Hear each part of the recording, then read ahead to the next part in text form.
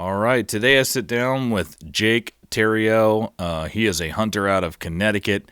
He also is a taxidermist at Northeast Taxidermy Studios, and he has done my last two mounts, which you can see the two deer on the left-hand side of the frame throughout all the podcasts. Does tremendous work there, but we talk about how he hunts down in Connecticut, the differences in laws down there. He tells some great stories, and he's a bow hunter primarily, but he will take the gun out here and there when the time arises for that.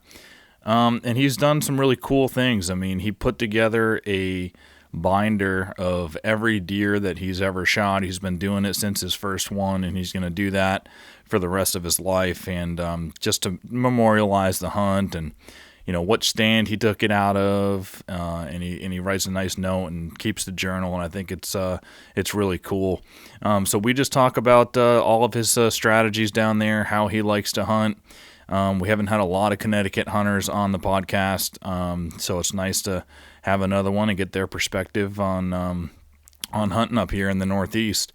So this is going to be a really great podcast. Just want to remind everybody, if you appreciate the channel, you like the podcast, please subscribe on YouTube. Just takes a second, and then you'll be notified every time a new video comes out. Make sure you subscribe on Spotify, iTunes, or wherever you listen to podcasts as well. Leave a review on there if you can. We haven't had a lot of reviews lately. I think the first couple years of the podcast, most of the reviews have come in. I've kind of stopped mentioning that on the podcast because I know it gets redundant. But if you can leave a 5-star review and a nice note in there, that helps tremendously. And thanks also to Onyx, who supports the podcast. You guys can use code HS20 for Hunt Suburbia, and you'll get 20% off. So HS20, get 20% off your plan. It's an absolutely game-changing tool for me. I've got so much of my intel loaded in there over the years, and it will help you out as well. So if you haven't got it yet, go and use code HS20. And without further ado, let's get into this great podcast with Jake Terrio. All right, welcome back to another episode of the Hunt Suburbia podcast. Today I've got Jake Terrio in the studio. Before we get into the podcast, I just want to remind everybody, hit the subscribe button on YouTube. If you like what we're doing, hit the like button. Helps us out very much. Thanks to Onyx, a supporter of the show. They've been a great partner. You can go to Onyx and download the app. Use code HS20 for 20% off. And yeah, let's get into the podcast. Jake, thanks for coming. Of course, sounds good. Jake, actually, I don't know if you'll be able to see it in there, but he mounted that deer for me. He's a taxidermist down at Northeast Taxidermy Studios in Connecticut. Does great work. I really love that mount, and I think it's awesome. You guys also mounted this one. I did that one too. You did that one too? Yeah. Nice. Yeah. Yeah, that was, I gave you a Euro mount for that, and then gave you a different and then you cape. gave that cape for that rack because that one got eaten by coyotes or something like that. Yeah, I didn't find him until 23 hours after I shot him, and the coyotes ruined his cape. No, it came out nice though. Yeah, this deer is significantly smaller, this cape. That the deer, his original cape, he was like a 200-pound deer. He was a really big body, like a 6-year-old. And this one was that buck right there. Gotcha. That 8-point over there, just probably a 2.5-year-old. Yeah. But it was in the same phase, the same cape phase. It was like within season. one day. Yeah. And I wanted to have an early season cape. And the original one also had the same blonding up on top. It looked pretty similar, just smaller. But you guys did a great job. Sweet. Sounds good. Thanks for that, man. So Jake is a Connecticut hunter. You mainly hunt Connecticut, right? Only hunt Connecticut. Yeah, I think I've only killed deer in 2 towns in Connecticut, and they border each other. Yeah. Pretty much grew up on the farm that I hunt on. It's actually, my dad lives in the house that he was born in, and I actually just recently moved back on the property into my grandmother who just passed away, her house, and we just remodeled it. Now I live back on. We own 18 acres. The neighbor owns 215, and then on the other side of his property is the Cromwell Fish and Game Club, which is another like 150. So I pretty much just never leave there. Yeah. I've had a lot of people, they're like, you never hunted here? You never fished here? I'm like, no, because I live here. Yeah. And it sounds like you got a good setup. Do you have like the exclusive permission on that neighboring property too? So I wouldn't say it's exclusive, but I know everybody that hunts basically within a mile of me. I mean, there's a couple of guys of some tiny pieces up the street that we don't really know them well, and we know that they hunt there a handful of times a year. But for the most part, we communicate with each other that, like, anyone who is hunting on that property. But for the most part, I'm hunting it 90% of the time. Me and my dad are hunting it 90% of the time. It's just a real difficult property to hunt. Yeah. Yeah, we were talking right before the podcast about this time of year. It seems like you've got small bucks on camera and none of the big ones move in. Yeah. Until later in October and November. Yeah, and I have an idea of where they're at, but I can't go in there, so I don't know for a fact that they're in there. But it just always seems like their summer areas are just not where we're at. We're the more early October, mid-October to winter area, and that's when all the good deer will usually show up, like ones we're targeting for the most part. But, yeah, why do you think that is? Why are they coming in at that point? Food source change or something? I just think that there's a lot better food. I mean, I know for a fact down the street, probably about a mile and a half down the road, there's a massive farm down there, and the guy really doesn't hunt it that much. And there's always big deer over there, and there's just a lot of, even the property adjacent to that does not get hunted. It's just we call it the sanctuary, just because nobody could go in there, nobody can hunt there, and they know they're safe there. So is that, do you think a lot of these bucks are holding up on that farm down the street like this time of year because the food is still there? Like, they've got cut crops? Yeah, they've got crops growing and everything, and it's like, why leave at that point? And then as soon as like that first frost comes and the farmer doesn't have crops anymore, then the farm that I live on has just all grass fields at this point after all the crops are done, and they ended up just moving in. That's just what we've kind of found. Is just, it seems like it's like on a schedule. Like every year you're just waiting for that one target buck to show back up, and it's like, oh, second week of October, there he is. Yeah. Just like on a dime every single time. So your season in Connecticut is opens on September 15th. Yep. You've already been out, what, once or twice? Twice, yeah. So early season for you, are you trying to plug a doe or something because those big bucks aren't in there? So that's actually a big piece of what I want to talk about is I haven't killed a doe in 9 seasons now, and there's a reason behind that. And because in 2017 we got hit pretty hard with EHD, that disease that was killing all of them. I didn't even know that Connecticut had it. And what's crazy is it originated in Portland, which is the town over from Cromwell. Yeah. And the first actual documentation was on a property we had permission on in Portland. So one of my dad's great friends, he's since sold the property and we don't hunt it anymore, but he was just finding dead deer near water, like time after time after time. Called DEP, they came out, did surveys and all sorts of stuff. Then we were finding dead deer on our property, and it just got to the point where my dad even said to me, he's like, listen, he's like, you can hunt this year? He's like, but I'm only kill a giant. He's like, there's no reason to shoot anything else. So a couple seasons went by, and we weren't really killing too many deer, and I think it was 2020, I had 33 different bucks on camera in that season. And we were like, we really have no shortage of bucks. And we didn't have a lot of does. I mean, it's hard to tell a doe apart on camera, but from what we saw sitting, you wouldn't see just like a group of 7 does and a couple of skippers, fawns, whatever. We just wouldn't see a lot. So we kind of set out with everybody that hunts the property, and we were like, listen, let's just not shoot does and see what happens. So it's been, like I said, I think it's like 8 seasons now. No one's killed a doe on the property. And we still, I mean, this year I'd say there's maybe 8 to 10 does on a 450 acre section of property, but already this year I've got 13 different bucks on camera, and there's still a lot that have not shown up. I just know based on previous year's experience.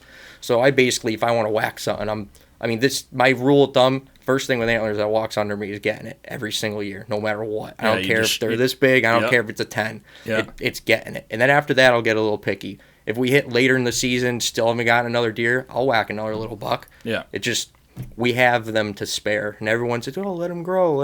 It's like, well, I've got 5 other ones that are over 100 inches on camera, and I got 10 of them that are forkies and 6-pointers. It's like, if I only had 2, I wouldn't shoot 2. Yeah. It's also something I think about a lot too is it's like, what's the right move? Yeah, you could say let them grow, let them get age.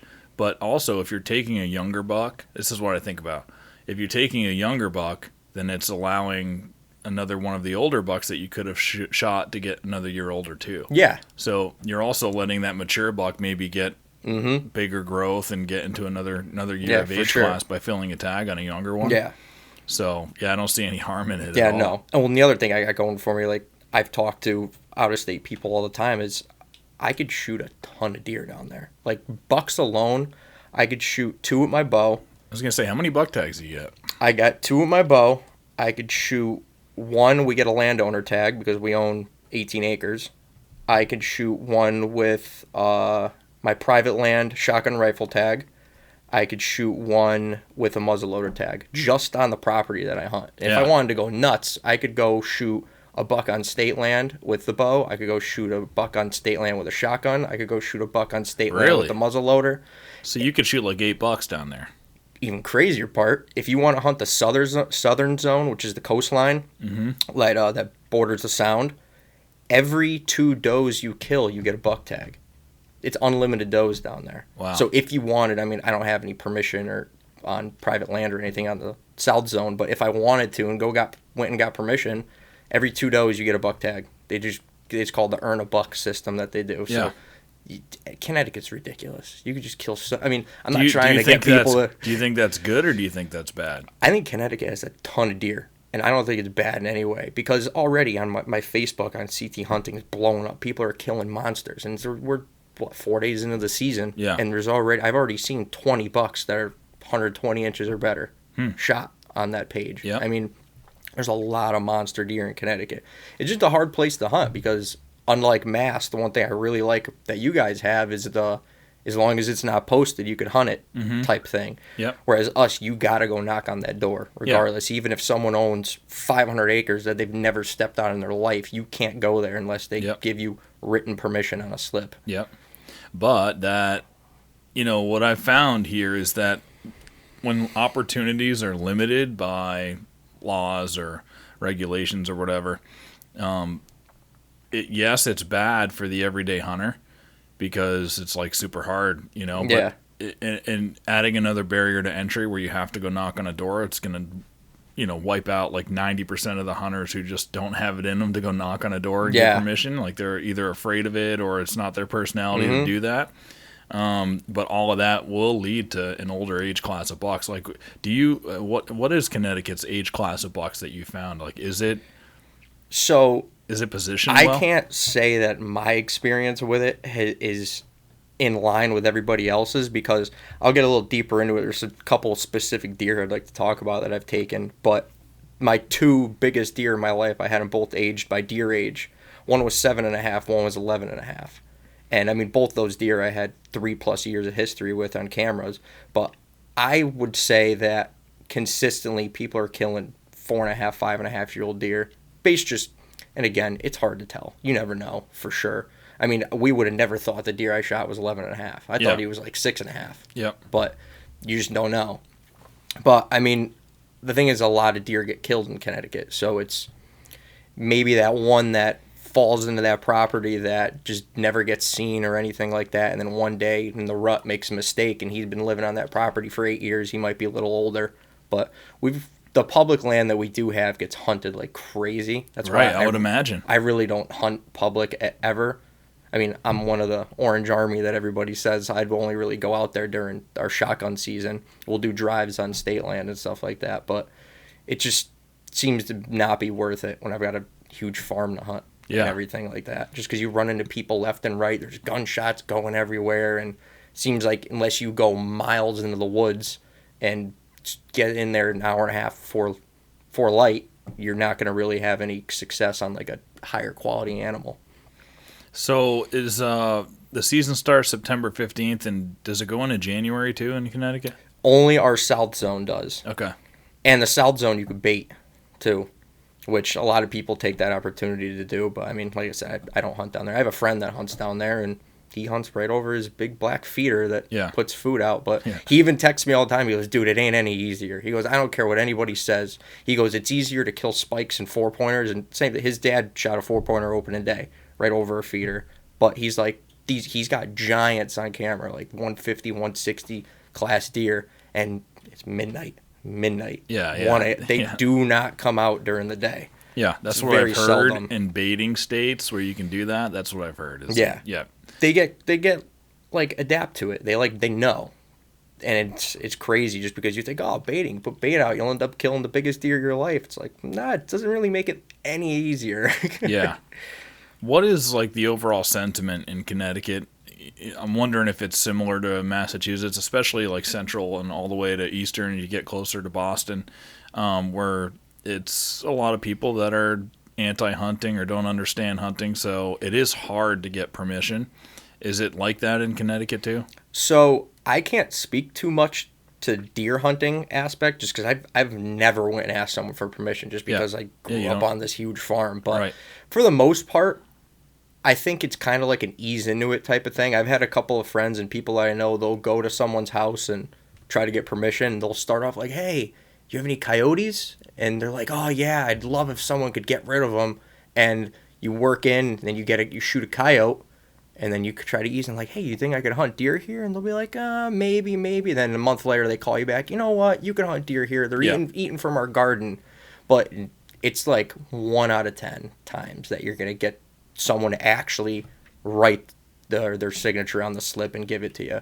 But the times that I've ran into people, it's just I'm a huge waterfowl hunter. Like, if I shoot 2 deer by October, I might not even hunt maybe but a day or two during the rut just because I'm duck hunting like crazy. But if I don't shoot anything early season, I'll sacrifice some Saturdays and go sit in a tree to make sure I get a deer or 2 for the year. But we hunt a lot of public land, like waterways, duck hunting. We always are running into people like, you can't hunt here. And we're like, yeah, we can. Call the cops. Do whatever you want. But...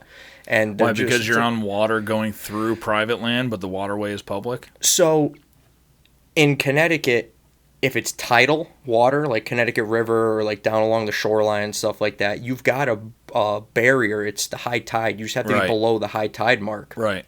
So you could technically hunt right on, like, against somebody's property, and you just have to be 250 feet from their house. And they'll come right to the edge like, what are you doing? You can't be here, and screaming and hollering and yelling. And then I got to call a game warden for hunter harassment. And then that person just starts going off on like some tangent. Mm-hmm. We actually had one guy down in the shoreline in Old Saybrook. He's purposely putting bait out in the water in his yard and attracting all the birds there because he doesn't want people hunting there. And you can't hunt there. I went to go there last year, and the guy came right to the edge of the water. He goes, hey, he's like, I put out 100 pounds of corn a week for these ducks. He's like, to prevent hunters from being there. Is he a hunter or he's not? He's a animal lover. And I actually called the warden on the guy, and he went to the guy's house, and the warden called me back. He's like, listen, if this guy's sole purpose was to prevent hunters, I'd probably go ticket him. He's like, but I went in the guy's house, went in his backyard. He's got cameras set up in his big glass window with lenses this long. He's doing it to take pictures of wildlife. And he's like, and I can't really do anything about that. He's like, you guys just can't hunt there. Yeah. I'm like, well, great. So all the birds within a half mile are going right to that 100-yard circle because of that guy. So just people make it a lot more difficult down there, especially those richer folk down on the shoreline and stuff. They don't really like it. Yeah. Well, I think with every challenge like that, it provides an opportunity. If we get back to deer hunting, like, you know, it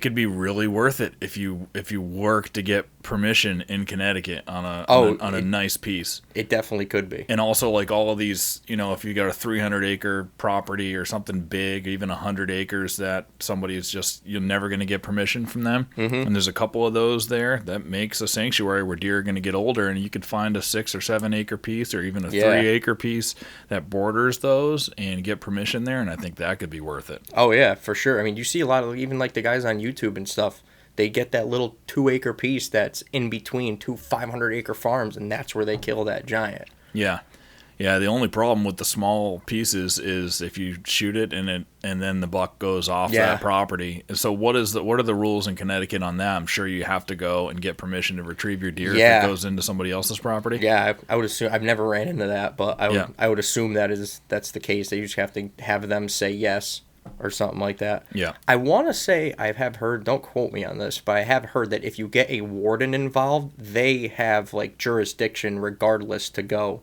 and retrieve the deer for you if the landowner does not give you permission. Yeah. Something along the lines of that. But again, I've never ran into the situation, so I can't say for certain. Yeah. Well, we haven't had too many Connecticut hunters on the podcast, so can you go through some of the things that maybe some of the laws or regulations in Connecticut that are unique? Or you might not know because you haven't hunted anywhere else what's unique versus something else. But so your setback is 250 feet from a dwelling. So you have to be 250 feet is only a waterfowl thing, and that's from when you're hunting tidal water. So for deer, it's 500 feet from a dwelling, but there's no law for roads. Yep. That's like a positive that we have is like legally I could be sitting on a guardrail as long as I'm facing away from the road. Yeah. And you could shoot. You just can't shoot from the road. Yeah. Whereas I know Mass has a road law, right? Isn't it like 150 feet or something like that? Yep, exactly. But the dwelling is the same. It's 500 500. feet. Yep. And again, I think that's too much. I'd love to see it be 250 feet from a dwelling and less from the road. But like I mentioned earlier, every regulation like that makes it harder to hunt is what contributes to us having a bigger age class. Yeah. And you can still, if you work hard at it, you can find the right places where, using all of that into consideration, you find a spot that, could be a postage stamp. It could be the size of this room. Mm-hmm. That's 500 feet away from a bunch of houses, but there's a little patch that's legal. Yep. And if you do a lot of detective work on places like that, it can be super beneficial and give you opportunities at mature bucks. Now, is yours 500 feet for archery too? Yep. Oh, see, we don't have a boundary for archery. Okay, I see. All right, that's interesting. Yeah. No boundary at all? Nope. You could be sitting on the porch. Yep. Yeah. Interesting. Yeah. Yeah, that's what's crazy is the archery really has no... Because in my mind, their thought process behind it is gunshots sound. Mm-hmm. So archery, you're never going to hear an arrow, so they're like, no harm, no foul. But that's super interesting, yeah. I feel like yours, though, is also due to that law about, like, say someone has 3 acres and it's not posted, and you could just go hunt their land pretty much without even having to tell them or anything. Yeah, they don't want you to be able to go sneak into their backyard. Whereas in Connecticut, you have to have that permission. So the person that owns that property knows you're there, so they're not going to get alarmed if they walk out on their deck with their coffee and they see you in their tree on the edge of their yard. Yep. So they know that you're there. I feel like that's probably contributes to the difference with archery versus rifle. That's interesting. I never heard that point. I mean, I think it would be such a small number of people who would even do, who would go to someone's backyard if it was the law and be just sitting in their tree. That's ridiculous. But, that might be kind of why it was written. Yeah. Because I've definitely heard of a lot of people that get permission on a small piece and they hunt archery there, and they're hunting right in their mowed lawn, like right where the deer come from the woods into their lawn to pass through, and they'll shoot deer right in their lawn. Yeah. And, I mean, you see some of the guys on YouTube, like Seek, one of them, they're sometimes hunting deer right in guys' backyards or from their, like, a little blind next to their porch and everything like that. Yeah. Yeah, and to me, that just doesn't feel as exciting. I like to be in the woods. Yeah. I like to be... I agree 100%. Although, I do suburban hunt, but, like, my suburban hunts in general, I don't know what... if people think that, I'm kind of hunting off of backyards, but I'm not. My favorite place is, like, a 300-acre patch of woods, where around that 300 acres, there might be some developments, and there's houses, like, all surrounding it, and there's a bunch of, like, 200 to 400 acre pieces around here, and that's like my sweet spot. Yeah. Because I can get in there. It's big enough of a patch of woods that I'm still getting the experience that I want. But then you also know that, deer are going into, especially late season, into a lot of those backyards and eating, their landscaping and stuff like that. Yeah. So you can utilize that to your advantage. But I like those medium to larger size suburban pieces. That's one thing you got going for you up here in Mass is the more I come up here, I'm like, you got huge woods up here. Like Connecticut, there's just not. Yeah. I mean, to find, off the top of my head, I could think of like 2 state forests that are maybe like 1,000 acres, 1,500 acres. Yeah. But outside of that, you're hunting small, any public land, it's pretty tiny. Yeah. And especially even finding a farm that's a few hundred acres, especially where I am, that's far and few between. You're not going to find like a lot of big farms even to try to get permission on or something like that. Yeah. It's just all residential. Yeah, and those big pieces you're talking about are up on the Massachusetts border, right? Like they're bordering other states. Yeah. I've looked at Connecticut quite a bit on maps, and you see a lot of just like it's like everywhere you see, it's like, $1 million home. A lot of these neighborhoods that are like long streets, little horseshoes, and gridded out. But it seems like where I've looked, most of those properties are like they have 2 or 3 acres of land. Yeah. And it abuts 2 or 3 acres behind them on the street that's, behind them. So there's like these kind of long strips of like just wide enough timber, and it's like that for a long ways. Yeah, where I could see it just being really good for a monster deer to grow and grow and grow and never get messed with. Yeah, and I see that a lot, and because I remember before I moved to Massachusetts and back in the day, there was some TV show that was about suburban and urban hunting. What was that? I don't remember the name of it, but they hunted down in Greenwich. Yeah, and it was Connecticut. And they had like this monster deer camp in the loft of their garage and everything. And one guy had a huge 10-pointer die on someone's pool cover, their in-ground pool, because it jumped their fence. Yeah. Yeah. It's literally, if you wanted to like really get into it and try to find a monster deer, that's where you'd be hunting. You'd be hunting in small little patches behind these giant houses if you could get permission. Yeah. And that's like the uber millionaires, dude. Like, yeah.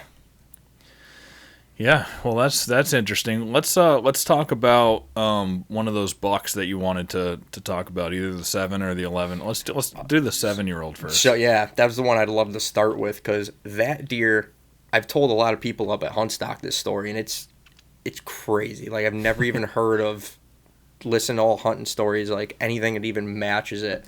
So growing up, we were never, like, I was never raised to be a big buck killer. I was raised, you go out there, you hunt, you shoot a deer, you put it in the freezer, and that was how my dad was. If he passed deer, he'd probably have a lot more big bucks on his wall. Yep. But he was always just, he's probably got over 300 deer under his belt. He just is a deer killer. Yep. So finally, we started getting trail cameras and putting trail cameras up, and I get this giant 11-pointer on camera, and I'm like, whoa, like bigger than anything I can imagine. And we nicknamed him Triple Fork because his G2 and G3 were both forked, and he had a crab claw. So it was like 1, 2, 3. Yeah. And I was like, holy crap, like this thing's giant. So we had a couple videos of him coming in, and we're targeting him. This is also that year that EHD hit really hard. And one video, he comes in, his leg back, I think it was his back was right leg. Was this after EHD hit hard, or was the year? Like year after. Okay. Yeah. Yep. So he comes in one night on video, back right leg is snapped right at the like right where the hock is, and it's just dangling. Mm-hmm. And I'm like, that sucks. So no one ever saw him, and stopped getting pictures of him. And I was like, damn. I was like, I bet you he either died from the disease or coyotes caught up with him, because he's only on 3 legs and he's dead. So next year, biggest buck we get on camera is like 100-inch 9-pointer. Yeah. Like spindly, just a little average 9. And I'm like, well, I guess this is what we're hunting for. So the year before, when you saw Triple Fork, were there other nice age class bucks, or was it like him and a bunch of those hundreds? Yeah, him and a bunch of those average, like, yep, you know what I'm talking about. Your 8s, maybe with a kicker or something like that, just skinnier, nothing that's like sizable. Yep. So that next year we just have that 9-pointer, and we're like, oh, I guess that's the guy we're targeting this year, because he's the biggest deer we got on camera. So we hunt him all year. No one ever sees him. Following year after that, he comes back, he gains a little bit more mass, and he just starts growing these little nubs on the G2 and the G3. And one of the other guys that hunts the farm is like, dude, what if that's him? And I'm like, there's no way. He lost 40 inches from the first year we had him on camera to the following year. You think you'd be able to tell by his leg. Well, no one ever thought about that until after I shot him. And I'll get back to that. So he starts growing these nubs, and we're like, well, we're still going to try to hunt him. And I think he got seen once by one of my dad's buddies on the farm at like a long, long distance. But again, no one ever sees him. Year after that, even more mass, and then those kickers are like out again. I'm like, I wonder if that's him.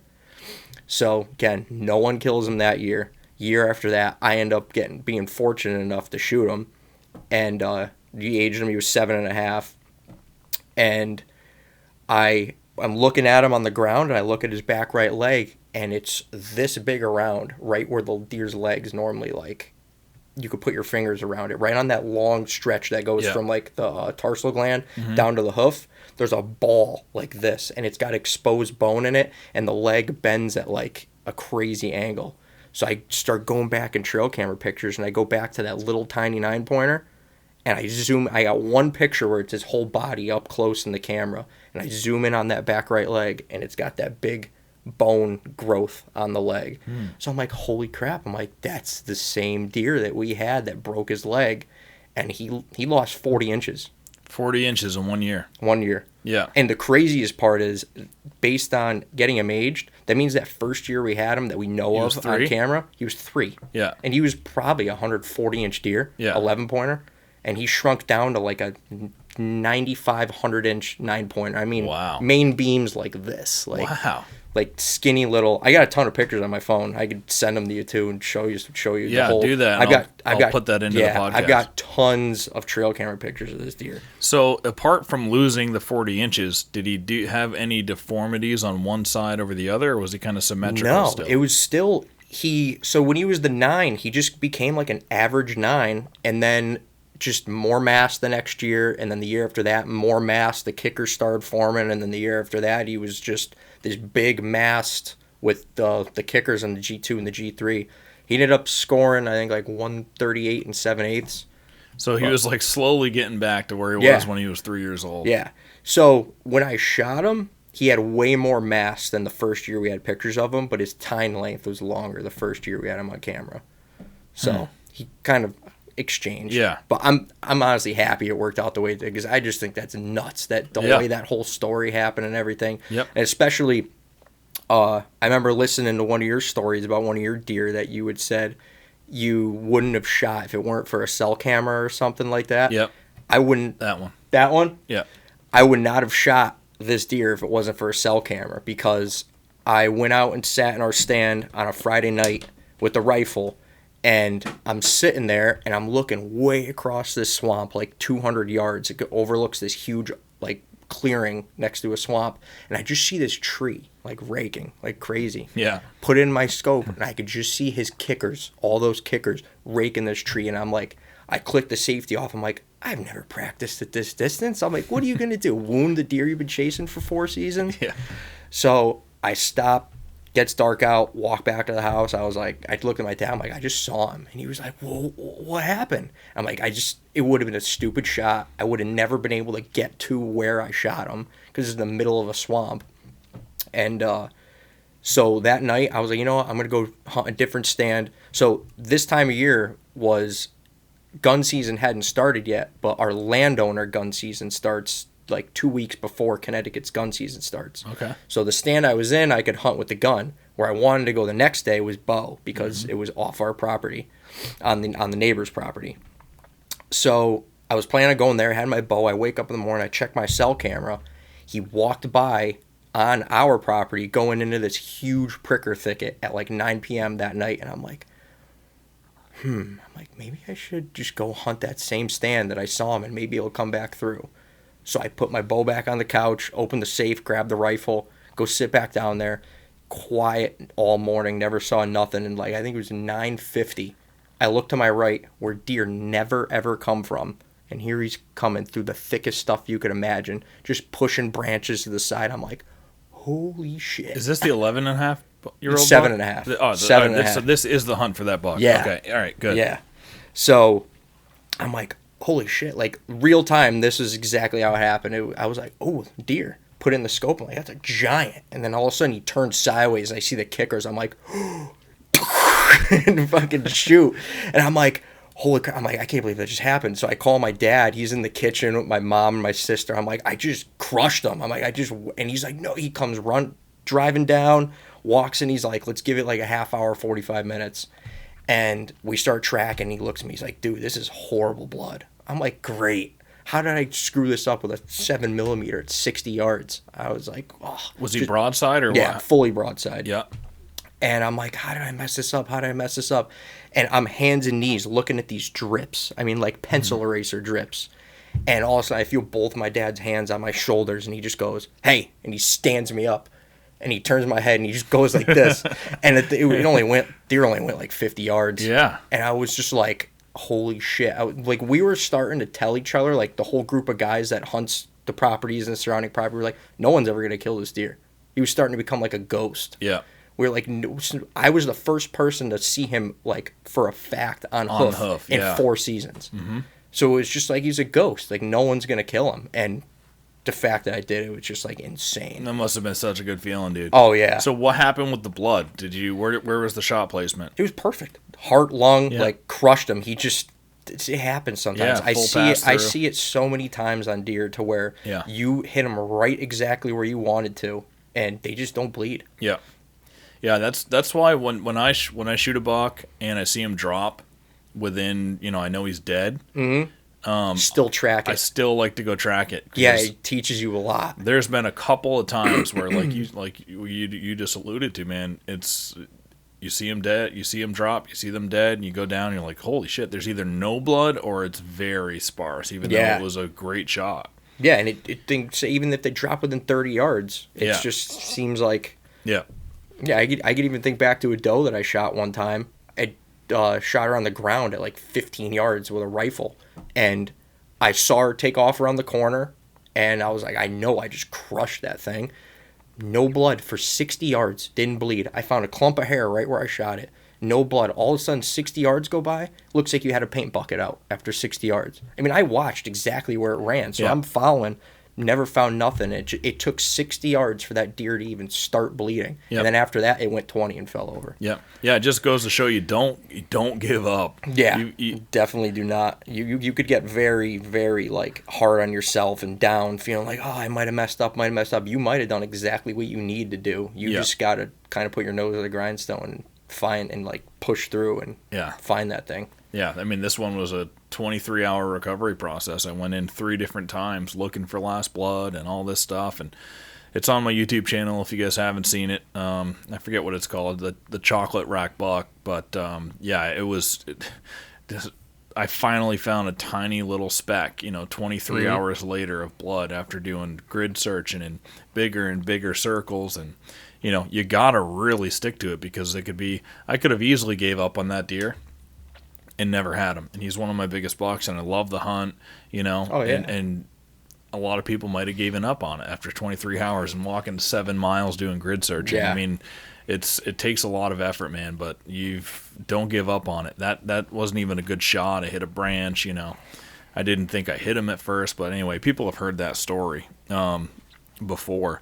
But let's talk about a little bit, with your cameras, do you use them on picture or video mode or a combination? I usually do video. I mean, the Moultries that I use, I'm sure that they'll just do a picture, and if you want the video, you take the video. You could request the video and stuff like that. So for the most part, unless it's telling me something or I just want to get a better look at the deer, I'll usually just look at the picture and the time, and then just if I want to see it better, I'll just request the video or something like that. But so I was asking because that buck that you shot,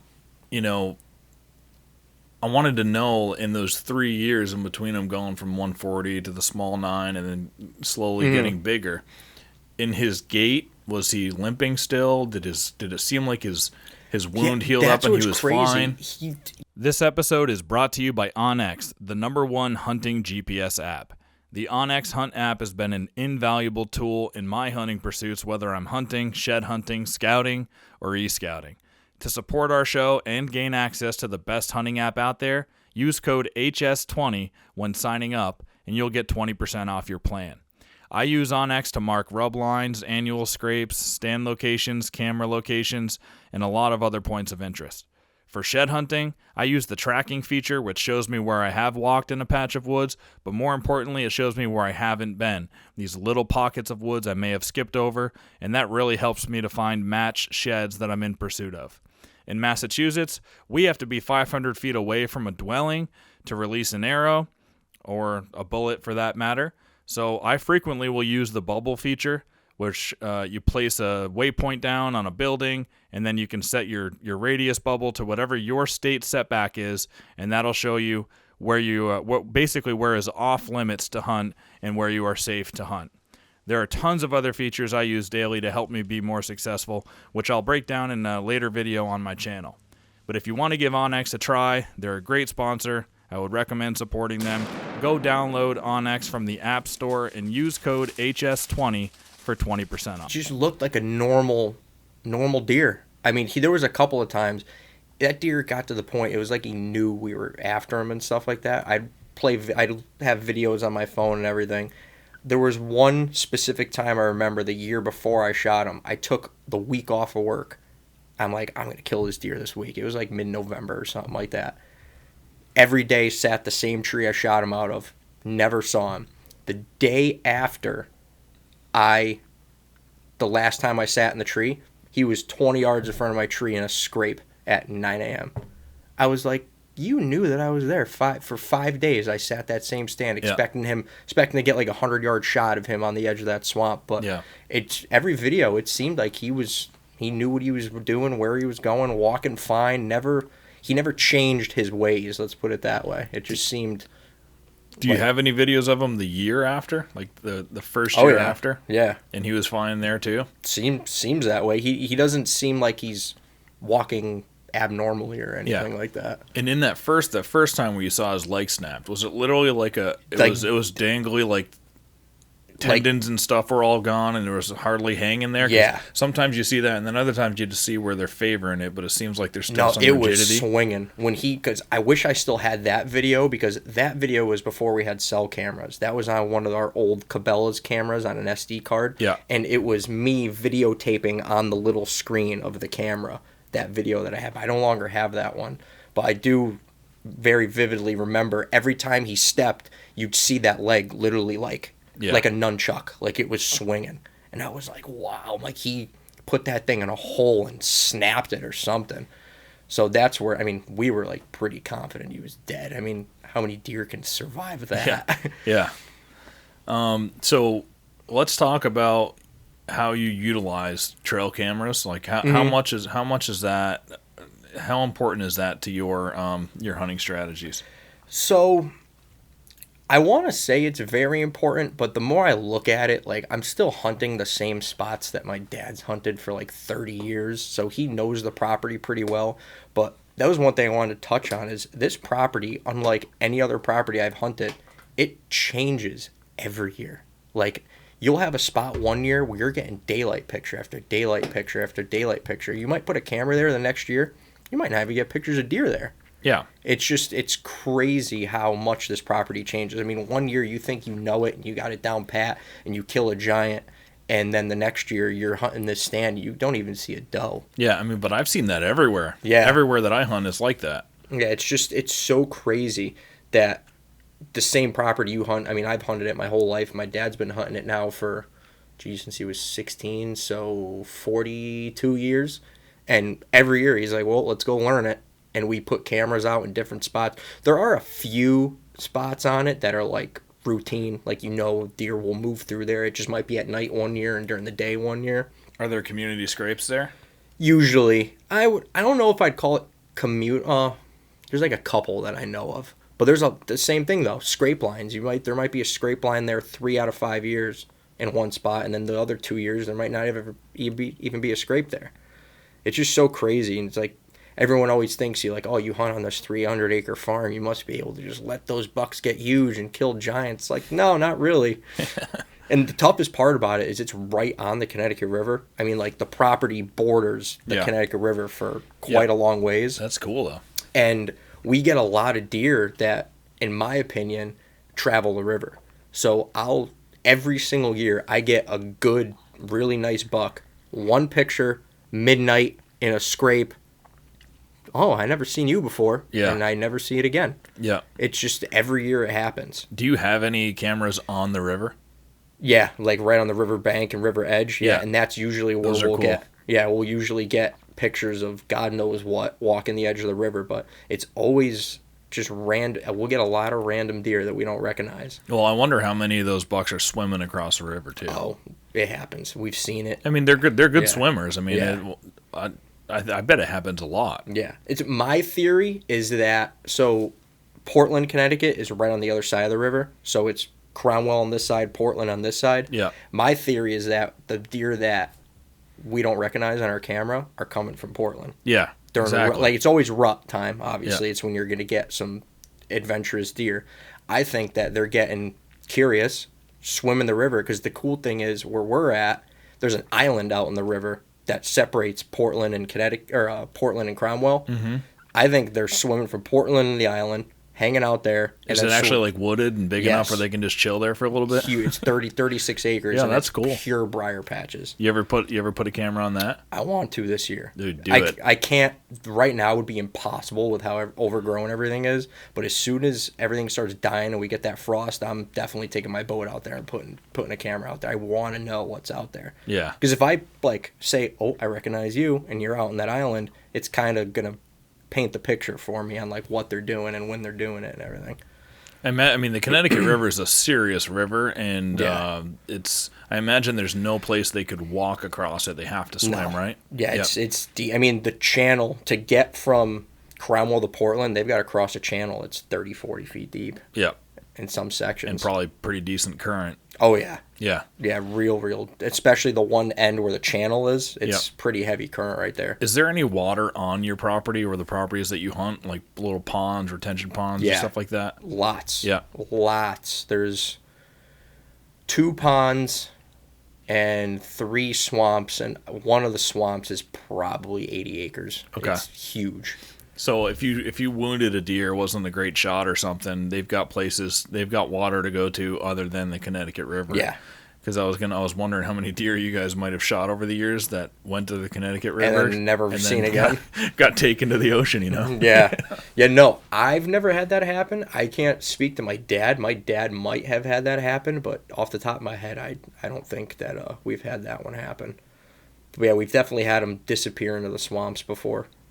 Let's dive into a little more about the property changing every single year, which again I don't think that's unique to there. I think that happens literally everywhere, and one of the main reasons is going to be food sources. But you have to think about when you're trying to do the detective work to figure out why it's changing. You have to look at what is constant every year, right? And then it's not going to be because of the constant. And then what are the things that do change year to year? One of them is going to be crops. It can be what the farmer down the road is growing in his fields, and it can obviously be acorn years. Do you guys have a lot of acorn producing trees? Pretty much zero on this area of the property. So pretty much zero, though. Yeah. If it's not zero, that could be a big difference. Oh, if there are some. If there's a big white oak that produces, or there's 1 or 2 oak trees and it's dropping that year, and I mean, that's going to be something to definitely pay attention to.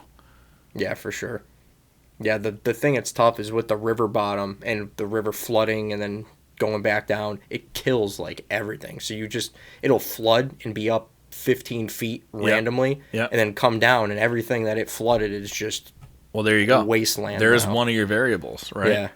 That you got to pay attention to when you're hunting a property in a flood zone. Yeah, it's flooding. Yep. And so have you done all of that detective work to be like, pretty much. We figure out, like, a very good example is, I think it was 4 seasons ago, the farmer planted all pumpkins. That was probably one of the best early seasons we ever had. I mean, I only shot 1 deer, but for deer on property during the month of September, I've never seen more deer. So they didn't like the pumpkins. They loved the pumpkins. Okay. Yeah, I've seen so many. I saw more deer that year than I've ever seen. So this is the property. All right, because there's another farm you were talking about earlier that you can't hunt, right? Yeah, so that's down the street a little bit. They Okay. pretty much plant the same thing every single year. It's just an array of stuff. Yeah. And but the farm that I hunt on, the year they planted pumpkins, it just seemed like the deer were just in there like crazy. I mean, we were hunting field edge during archery like the whole season. And there was just more deer that year. This year, I couldn't, if I wanted to, every night I'll take the truck down and go drive and look at the fields and everything right before dark. I've seen like 3 deer in the field this year. And it's What do they got there? squash, zucchini, peppers, cucumbers, watermelons. They just don't care for it. Yeah, no. Maybe the squash, I don't know. Yeah, it just seems like, I mean, I never see deer down there. And before the pumpkins, every year it used to be string beans, and that was like pretty consistent. You'd see deer in the field almost every night. But ever since they started changing things up and doing all sorts of different crop, it's pointless. I mean, you should see our stands that we have that are on the edges of the farm fields. They're overgrown. We haven't hunted them in 3-4 years. I think 3 years. So do they rotate in pumpkins like on like once every 5 years or something, or is it just that was a kind random of year? It was a random thing. They tried it, and I don't know that it worked to their liking or made them the money, made the farmer the money that he wanted, or what. You got to lobby for him and be like, come on, man, throw some come pumpkins on, in there. Yeah, let's do those pumpkins one more time. Come on, let's just try it. Yeah. No, it's crazy, and it's tough because stuff like that. Like now, I'm in the woods in September, whereas normally I'm on a field edge. What about your 18 acres? Our 18 acres? Do you guys grow anything? No, it's basically Why not all wood. throw in a pumpkin patch, dude? My Clear an dad- acre and throw in some pumpkins. My dad has been talking about that like very, very, very religiously this season. Just do it, dude. Yeah. 1 acre, clear it, till Well, it. we already have a field behind my house. That's like all you got to do is mow it, and it'd be wide open. Come on, man. I know. There you go. I know. Trust me, we've talked about it. It's finding the time to do that. Yeah. No, that's funny you say that because that's been like a very, very hot topic between my dad and I. He's like, we just need to plant a bunch of pumpkins here. He's like, and you'd be able to bow hunt like 30 yards from your house. Yeah. What about apples? Any apples around anywhere? We have a couple crabapple trees, and it's funny you say that.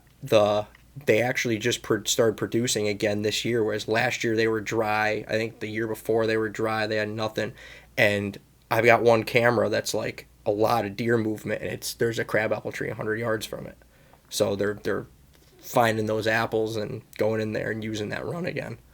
What do you got for bucks this year on camera? Do you have any absolute giants that you're after? Or is it like what's it look like? So as of now, I've got 2. I mean, normally now, like I said, I would have just a couple scrappers that I'm just like, oh, just to see what's out there. But randomly, I had one night where 2 really nice deer showed up. One of them's and again, I don't know what they look like now. They had another month to grow because this is like the first week of August. One of them I recognized from last year, and he's probably 140-inch 9-pointer. And the other one, I actually like him a little better. He probably scores less, but who cares? He's a 7, and he's probably like 23 inches inside. He's just super wide, not too long of beams, but he's just a wicked cool, tiny little brows, but he's a 7-pointer. You got some mass to him? Yeah. Heavy. Yeah. Big, huge fork on one side. I love mass. Yeah. I love massy deer. Yeah, it was funny. At work, we were talking about the other day. I had 2 deer I was mounting in one day. One of them was like a 160-inch 10-pointer, and the other one was an equivalent size 6-pointer.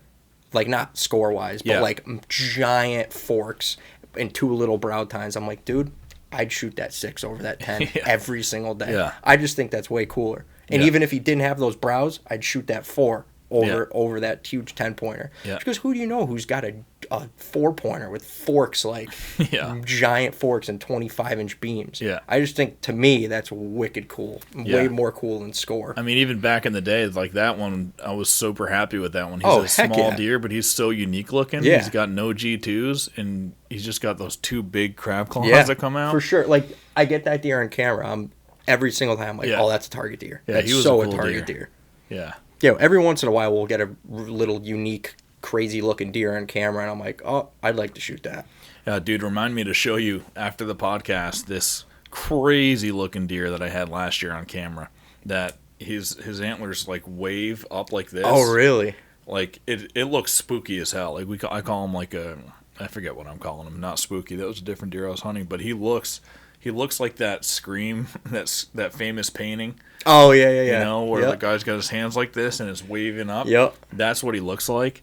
And it's absolutely insane. That'd be a cool one. He's a cool one. I don't know what's wrong with him. I don't know how old he is. He seems like he's got a real small body. I haven't had him on camera this year yet. But, yeah, that's one where if he walked by, I would shoot him just because he's so unique. Oh, yeah. Yeah, he wouldn't score well, but he's a wild buck. Yeah, for me, I definitely take uniqueness over score any day. I just think, because everybody's killed, I mean, I shouldn't say everybody, but thousands of people have killed 150-inch deer. Not a lot of people have killed crazy-looking double beam. Like, there's way less of those than there is like a consistent 150-inch 10-pointer or something like that. I've got a cool double beam buck this year on camera that is definitely on the hit list. He's big body too. He's probably 6 years old, and you know he's got this one.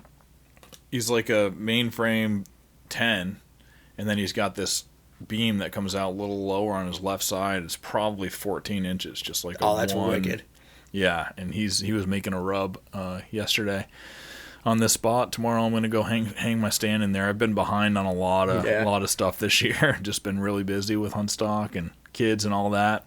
I wish I would have hung this stand a long time ago, you know, because Mass, we're about 2 weeks away now, getting up into that. The start of October? Yeah, October 6th. Is opening day, but yeah, that double main beam buck is cool. I've only had one other buck like that on camera, and it was a few years ago. And he was a 3-year-old with a double main beam, and he had some nice mass coming up too. He was kind of like tight and had mass, and I think he was like a 8 or a 10 mainframe with some mass, and then a really cool double main beam, same side, 100 miles away from each other though. I hunt a wide. Yeah. A lot of guys I talk to, like up at Hunt Stock, they're like, oh yeah, I hunt over here, and then I hunt an hour and a half away over here. I'm like, Jesus. Yeah. That's crazy. Dude, an hour drive for me to go hunt a good spot, it's nothing. I just got to get up an hour earlier than if I was hunting around home. I don't really mind it. Are you running all Moultrie cameras or mainly Moultries for your cell cam? So 2020, we had one Moultrie camera. Yeah. And the only reason we even bought it was because we were bear hunting up in Maine, and I left it up there. Yeah. The bear season was before deer season, like August. Those were when the Moultrie cameras they were huge. Big. Yeah, they were huge. Yeah. So I left that up in Maine, and that was the only reason we bought it. So we brought it back, and I'm like, well, my dad was like, oh, might as well use it for the deer. So we put that one out. The next year we bought 2 more of like the Delta Edge or something, or Delta Base, that's what they were called, or something like that, and they were still good size ones. We no longer use any of those 3, and now this year we have 9 Edge 2s that are out. Yeah, I use those too, and the reason I was asking, like you said, they'll send you a picture and then you can request video. Mm-hmm. I request video every single time because oh really? I think you get 50 videos 50 a month per camera per month. But then once you run out of them, it's only $1. It's $1 another 50. For another 50. What is $1, dude? Yeah. So I request every single time because in even times where I don't have a buck showing up or any deer in the still, I'll request videos. You'll see something either in the background that you didn't see in the still, or the buck's off to the right and something passed through and you didn't see it. A lot of times, man, you'll get a big shooter that you would have never seen. So it's funny you say that because I've had that happen before where like there's a doe. And it's, oh my gosh, just a picture of a doe, and for the hell of it... Well, especially during the rut, dude. Yeah, you request that video, and all of a sudden there's a nice 8 right behind her that you would never, like you said, would have never seen. Yeah. Yeah, no, it's definitely during the rut, I'm requesting a lot more. Whereas, like, this time of year, I kind of know what's around. But there's no downside. You should do it. Honestly, do it every time and get in that habit. The only downside is it'll have less battery life. But upkeeping your cameras is part of the game now for anyway. Sure. For sure. No, So it's definitely definitely very, very valid point. Yeah, I would encourage everybody to do that. You just learn so much more about video mode too. You just see their behavior, what they're doing, maybe what comfort, they're eating. Yeah, there's a lot to it. So yeah, I was just curious about that because specifically with the Moultries, it's super cheap to buy an extra 50 videos. Yeah. Yeah, I've done it. I've done it a couple of times. Think about how much money you spend on hunting. Oh yeah, and $1 for 50 more videos. Even in like an extreme case, dude, you might be spending an extra $10 a month to get the extra videos. It's nothing. Yeah. Yeah. No, definitely very valid point. Yeah. I just want everybody to know that. Spy Point, I've got some Spy Points too. I think it's a little more expensive. But the cool thing about Spy Point cameras is it's the cheapest plan. Yeah. You can get the Insider Club. Yeah, isn't it like 250 pictures per camera, unlimited cameras for $10 a month or something like that? Yeah, it's $99 a year to be in the Insiders Club. So you break that down, it's like $8 a month. Yeah. And you get 250 for free pictures every month on each camera. And then you get, I forget how many videos where you can get from that, or HD requests. Yeah. But and then after that, I think it might be $5 to add more videos per camera or something. But if you're in a place that doesn't have a lot of deer, or way less deer, and you're not getting 250 pictures a month anyway, just because of where you hunt, I think that's worth it. Yeah, for sure. But I found that Moultrie is a little bit more reliable as a camera. I just think it's a little better of a camera, the way that they use 2 different cell towers and stuff. It's been more reliable for me, so I kind of shied away from Spy Point in previous years, but I've got 6 of them now, and still kind of doing the test against Moultrie to see what I like better. Yeah, we had, I don't know if it was a Spy Point or a Tacticam.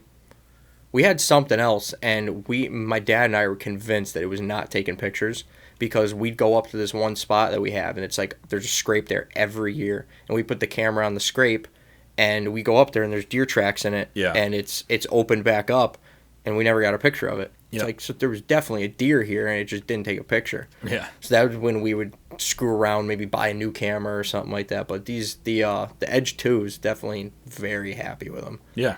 They're pretty quick trigger and clear video. Yeah, they're reliable. They don't have.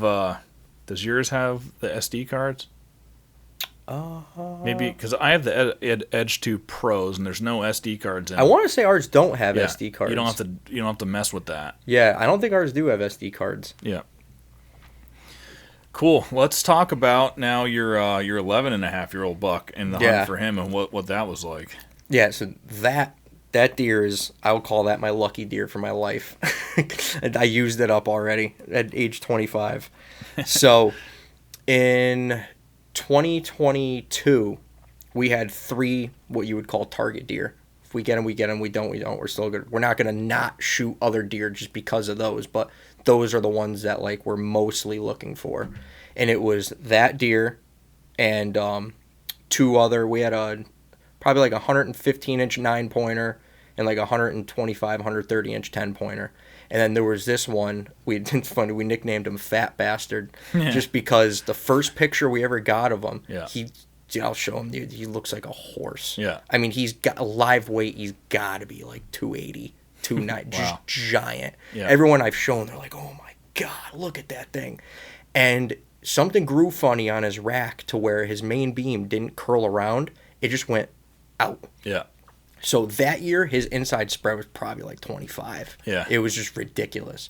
And he had a split brow, dark chocolate rack, and he was just super wide. When it just goes out like that, you take like the farthest on the curve side, and then do you go to the actual point? Yeah. It would be whatever the furthest point that, even if it only curled around a little bit, you'd go to the furthest point on your technical inside spread for a score. Yeah. So we were like, holy crap, we're like, we got to get that thing. And I had a couple daylight pictures of him, like, sporadically. Like, it'd be at work, 2 o'clock, and get a cell camera. Like, oh, of course. There he is. And the following year, the 2 other bucks that we were after both disappeared. So we were like, huh. I mean, like I said, there are other hunters within a couple miles that we don't really know them. So I'm sure could have got hit by a car, shot by another guy somewhere. Something happened. But that one showed back up, and his rack was back normal. So he must have had something happen during velvet to where it grew funny. But he had same split brow, and he was just a solid 8. Then he snapped off his G3, so he was kind of funky looking. No one ever saw him that year. And then last season, when I shot him, I had one picture of him the whole year. Yeah. And it was on another property that we hunt that is across the street. Long story short, there's a giant state park. It's a park, not a forest. There's no hunting, no, like... Well, that's nice. It's a sanctuary for you. Yeah, so we own 4.6 acres in the dead center of that state park. Wow. Yeah, when my great-grandmother bought it, like, before it was, like, a official state park, like, a long, long time ago. The state's been trying to take it from us for years. Are you the only landowner in there? Yep. Yeah. Yeah, so, and Wow. we get messed with bad by people because I'm sure. dude, it's hikers, mountain bikers, dog walkers galore, and I'm parking at a trailhead, getting out with a shotgun during shotgun season. Yeah, so what's the law? Can you walk with that on the trail through the park to get there? So I had a warden, someone called the warden on me one time, and they came, and the guy's like, it was archery season, he's like, you can't just walk through the state park with your bow. I'm like, says who? Why not?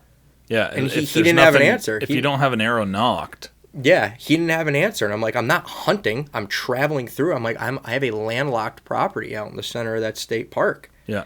And he's like, well, can't you walk on the train tracks? I'm like, pretty sure that's illegal. And he's like, yeah, you're probably right. And I'm like, yeah. It's like, I even walk in there with a shotgun. Dude, he looked at me like I had 3 heads. He goes, you walk through a state park with a shotgun? I'm like, what says I can't? Yeah. It's slung around my shoulder. I got my ammo in my bag. I'm traveling to my property, getting to my property, and loading it. What does the law say about the park? There is none. No, but it has to say something about not hunting. What is? Just says hunt. I think it just says hunting in state parks is strictly prohibited. Okay, so it's very vague. Yeah. Yeah. That's the thing. The warden kept saying gray area, like stuff like that. But because here there's a couple of state parks that, you know, in the town that I live in, I have a state park across the street, and the laws say that it's no discharge of a weapon. Now, I don't walk through that state park to get to anywhere that I'm hunting, but if I did, it just says there's no discharge of a weapon. Not that you can't have it with you. Right.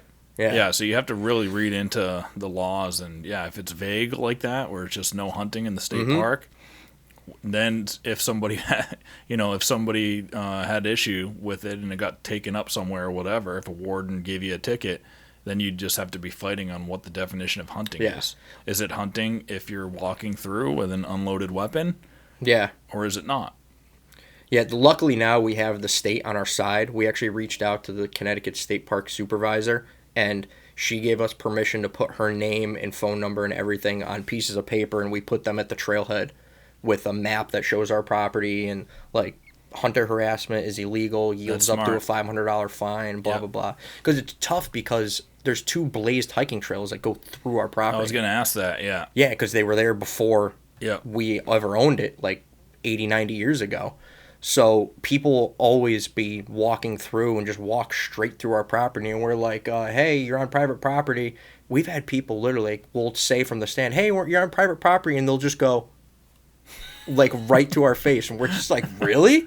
Like, that's how people are nowadays. So there's no like easement or something written into your deed where you have to allow people to walk through it because it's a historic thing? Nope. Yeah, no, it's worth hunting, but it's definitely a pain in the ass. Yeah. Is it like every day that you're in there, somebody's going to walk through it? Is it like that busy of a park?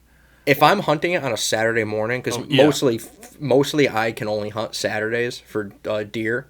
And, well, actually, I don't know if you saw, Connecticut just opened up gun hunting on Sundays now, private land. Really? Yeah. So I'm very stoked about that. So I'll be able to, if I don't have a Saturday, I could hunt Sunday now, which is awesome. But only gun hunting? Well, it was archery for the past... Oh, okay. It was archery for the past 3 seasons. It was archery deer only on Sundays. On private. On private. And now they opened up all hunting outside of waterfowl on Sundays, private land, with firearms. But So if I'm there on a Saturday morning, you could bet your ass by 8 o'clock I could see people in the distance. Yeah. Walking their dog and stuff like that. Crazy side story. I shot a 4-pointer last year on this property, and there was a guy, couldn't have been 70 yards from me, leaf blowing the hiking trails with earmuffs on with a big still leaf blower, and I shot a 4-pointer with a shotgun 70 yards from the guy, and he did not break stride. I mean, I shot the deer right here. Yeah. He was like probably 50 yards off our property. Wow. Just a leaf blowing. He never even broke stride. He worked for the park? No, I think it was just a guy. Yeah. Because the park, the state rarely goes in there unless there's one little bridge where a creek goes under, and every like 3-4 years it gets washed out. Yeah. And they'll go in there and fix the bridge. Well, nice to have a guy that leaf blows your trail. Yeah, I know. In, though, because, I know. You know It was just so funny because and he got in there at like 6:30, leaf blowing trails. I'm like, really? I'm like, my one day. Yeah. And the funny part was, must have been during the rut. yeah, well, it was November 4th. Yeah. And I've got this thing. I've killed a buck November 4th 3 seasons straight now. So I took that day off from work. And so it was a Monday. So I'm like 6:30 on a Monday. And this guy comes in here leaf blowing hiking trails. I'm like, the day I have off to hunt. Yeah. And then that 4-pointer ends up coming running toward the guy. Like he's here, deer came from this way. And then I end up shooting it. But going back to the 11.5-year-old deer, that property is where I got a picture of him last year. In the 4.5 acres. Yep. Never had him on that property before. Sorry, I don't want to derail you again, but how big is the state park? How many acres? I'd have to check Onyx, but it's got to be a couple hundred, between 200 and 300, okay. Yep. somewhere around there. And it oddly enough, I don't know if you're a golf guy at all, but the TPC River Highlands, where that big golf tournament is in Cromwell, abuts this state park. Ooh, I like that too. Yeah. So the massive golf course that all the most famous golfers in the play once a year is abuts this. And deer like golf courses. Yes, they do. But this property, we had never had that buck on before, the 11.5-year-old. And one day, the only picture I got of him the entire season was on that property. And again, middle of the day, just cruising through like mid-November. And I was like, oh shit, there he is again. I could just tell by his face coloration, frame. And to make a long story short, I went out on a western trip waterfowl hunting. And I was gone for like, I think 8 or 9 days. And I had taken the Monday off because we weren't supposed to land back home until Sunday. We ended up landing Saturday. So everybody I was with went to work Monday because we had Sunday to like chill and relax. And I was like, screw that. I'm like, I already took it off. I'm just going to go deer hunting on Monday. Woke up at 5 o'clock Monday morning, felt like I got hit by a train. I was like, oh, I'm not going. Silenced the alarm, woke up at like 8 o'clock. And I was like, well, what the hell am I going to do for the rest of the day? I'm like, let's just grab the gun, go By for now, it was what was the date? This is November 26th. Yeah, dude, you gotta be. I mean, it's still you still got rut, man. Yeah. Yeah. So it was like 8 o'clock. Obviously, sun's way up. I'm like, you know what? What could hurt? I got a giant piece of property. Let's just grab a rifle, go for a walk. So my goal that day was just see a deer. Just on the ground, still hunting, walking runs, looking at scrapes, trying to walk areas that I might not normally walk. And you're not hunting your 4.5 acres this day. You're hunting the farm? I'm hunting the big, huge farm. Yeah. Our 18 acres, neighbors 215, Yep. that whole section. And I'm just walking the edge of one of the swamps and just following runs. I'm like, wow, because I never go out that way. I mean, there's certain areas where you can't get there without sounding like a train. I mean, it's just what you got to walk through water. There's fall down trees, branches, everything. So it was cool. Every once in a while, a few times a year, I'll go walk those areas to where we don't like to go in, just to give the deer some safe space, kind of. And I'm walking there, I'm like, wow, holy shit. I'm like, there's stuff everywhere here. Scrapes, rubs, signs of them. Kind of reminds me of Dan Infalt's runs that go through water up to this little dry island out in the middle of a swamp. I'm like, oh, wow, that's a nice area that they're going. Long story short, keep walking. I end up getting the property boundary from my neighbors to ours. It's a 10-foot pole. It's this big around, top's white, bottom's red. I'm dying, exhausted. I overdressed. I stopped at the pole, and I'm sitting there. I lean against it, look to my right. that fucking deer is walking away from me at 30 yards. Yeah. Wow. Not like spooked, had no clue I was there. Was it super windy? No, it was dead silent. Wow.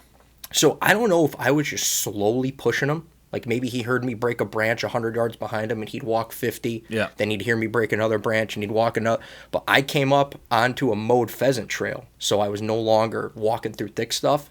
I walked 100 yards up, hit that property boundary, and I looked to my right and he's walking on another mowed pheasant trail away from me. And I went, and it was just like heart, like, oh my God. Turned right, and as soon as I put him in the scope, he just took a hard right broadside. Perfect. I shot, and he did a 180, did 3 bounds, heading straight to the river.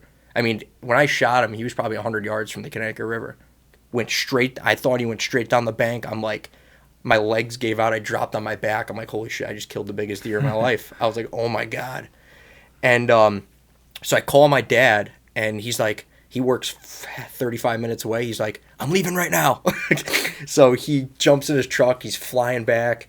One of his buddies that hunts the adjacent property, he calls me and he was like, hey, was that you? And I was like, yeah. I said, I just shot a giant. He goes, well, I'll get down. I'll come help you. So he comes and meets me. And before anybody gets there, I'm looking, trying to find first blood, anything. I got nothing. Back to it again. Rifle, 40-yard shot. I'm like, how do you mess this up? Broadside. I'm like, how do you mess this up? Then I find a clump of hair. And I'm like, okay, I hit him, but I got no blood. So what do you look like running away? Just your basic bound tail. I think his tail was up. Yeah. If I remember correctly. But it's hard because we're hunting, there's this, or where I shot him, there's this one section. We hunt pheasants down there, like every Saturday from October to February. It's actually a pheasant preserve. My neighbor has a permit for it. And he jumped the big thick prickers in between each pheasant trail. Yeah. So he went from trail to trail to trail, crossing them. So I didn't get a good look at him once he leaped the first briar patch. Yep. So I'm like, oh, crap. So looking for blood. I'm like, well, he had to have crossed all. I think there was 3 in between me and the river. So I'm like, he had to have crossed them if he went that way. So I was hands and knees walking the first one. Nothing. I could even see where he landed. And I got no blood. I'm like, oh, great. Go hands and knees, second one, nothing. Hands and knees, the third one, nothing. I'm like, this is bad. I'm like, there's no way I like skimmed his belly or something like that. So I'm like legitimately crawling, getting prickers in my hands, and I'm on the last trail right before it drops to the riverbank. Because I was really hoping, like you said, he didn't dive bomb into the river and he's never to be seen again. Yeah. And I'm just crawling, and I just look like this, and he was dead right next to me. So talk about going from 0 to 100. Love it. Yeah. Top of the bank? Right, so bank comes up like this, pheasant trail, thick stuff, dead right in that thick stuff, that last patch. So he was 8 feet from going down that riverbank. Wow. And then, crazy part, I didn't think it was that deer. I thought it was the one that I had sent you some pictures of, that monster 10 that we have 6 years of history with that deer. I thought it was that deer, but I didn't really care. It was still a giant, and that was probably our number 2 at that point. Yeah. And so I call my dad back. I'm like, listen, good news and bad news. He's like, oh, God. I'm like, good news is I found him. I'm like, bad news is it's not the really big one. I'm like, but it's fat bastard. And he goes, no way. And he comes, his truck comes flying up. We dragged it back with the jet sled and the golf cart. Yeah, it's very leisure where we hunt. I don't drag deer really ever. I tell Brandon and Brett make fun of me all the time. Yeah. They're like, you leisure hunter. Must be nice, dude. Yeah, they're like, must be nice. But I'm going with them up here, actually. I already got my license and everything. They call Doe Fest. Yeah. Yeah, they're inviting me up the Monday after Thanksgiving, so I'm going to hunt with them. Do the drives? Oh, yeah. Yeah, I was supposed to go last year, and I just couldn't make it happen, but Pat Burns went with him. Yeah, and Brandon shot a real nice deer last year. Yeah, he did. Pat shot one that day, too. It was like a 5-pointer, I think. Yeah. Yeah. Yeah, I remember that picture of them holding them together, and Pat's got the smaller one. It sounds fun. Yeah, for sure. Definitely. Yeah. How much, so did you weigh him? So, at that point, as you could expect, he's pretty rutted out. And he'd been running for a month already. And he's 11 and a half. 199. Wow. So, if I shot that thing like late October, mid-October, that thing would have been like 220. He 240 was maybe. 240, Yeah. But I mean, to be that heavy still at the end of November, I mean, it was the last week in November. Yeah. And he was 199. I'm kicking him on the scale. I'm like, come on. And my dad always busts my balls because my dad's got 3 deer, a 201, a 208, and a 211 that he's killed all dressed out. And I've never killed one 200. That's my biggest now, 199. Yeah, that's cool. And we're looking at it, and he goes, ha ha. He's like, not yet for you. Yeah, yeah. Well, you got many more years to get that done. That I do. Yeah, and that I do. So you have early pictures of him from early in the season where you can show how big and fat he was? Oh, yeah. I've got October pictures of him from, like, multiple years. And, dude, he's just, like, it's stupid. Like, he looks like a Saskatchewan deer. Yeah, send those to me. We'll put that in the podcast, too. Oh, I will. Yeah. I got a ton of pictures I could send you. So then you've still got this really big buck then. So. Or what? That. For this year. TBD. Because I had that deer, the huge one that I had sent you a couple pictures of. That deer was another one that we were like, yeah, we're never going to shoot this thing. Because we nicknamed him the feeder buck because we found out that he was living at this old lady's feeder up next to the golf course. So we would get like 2 pictures of this deer a year. And we're like, dude, where's this giant just out of nowhere? He'd show up one night. Same thing. Like once in October, once in November, both nighttime. And like, where is he? And all of a sudden, a lady we actually know has her big feeder right off her balcony of her house.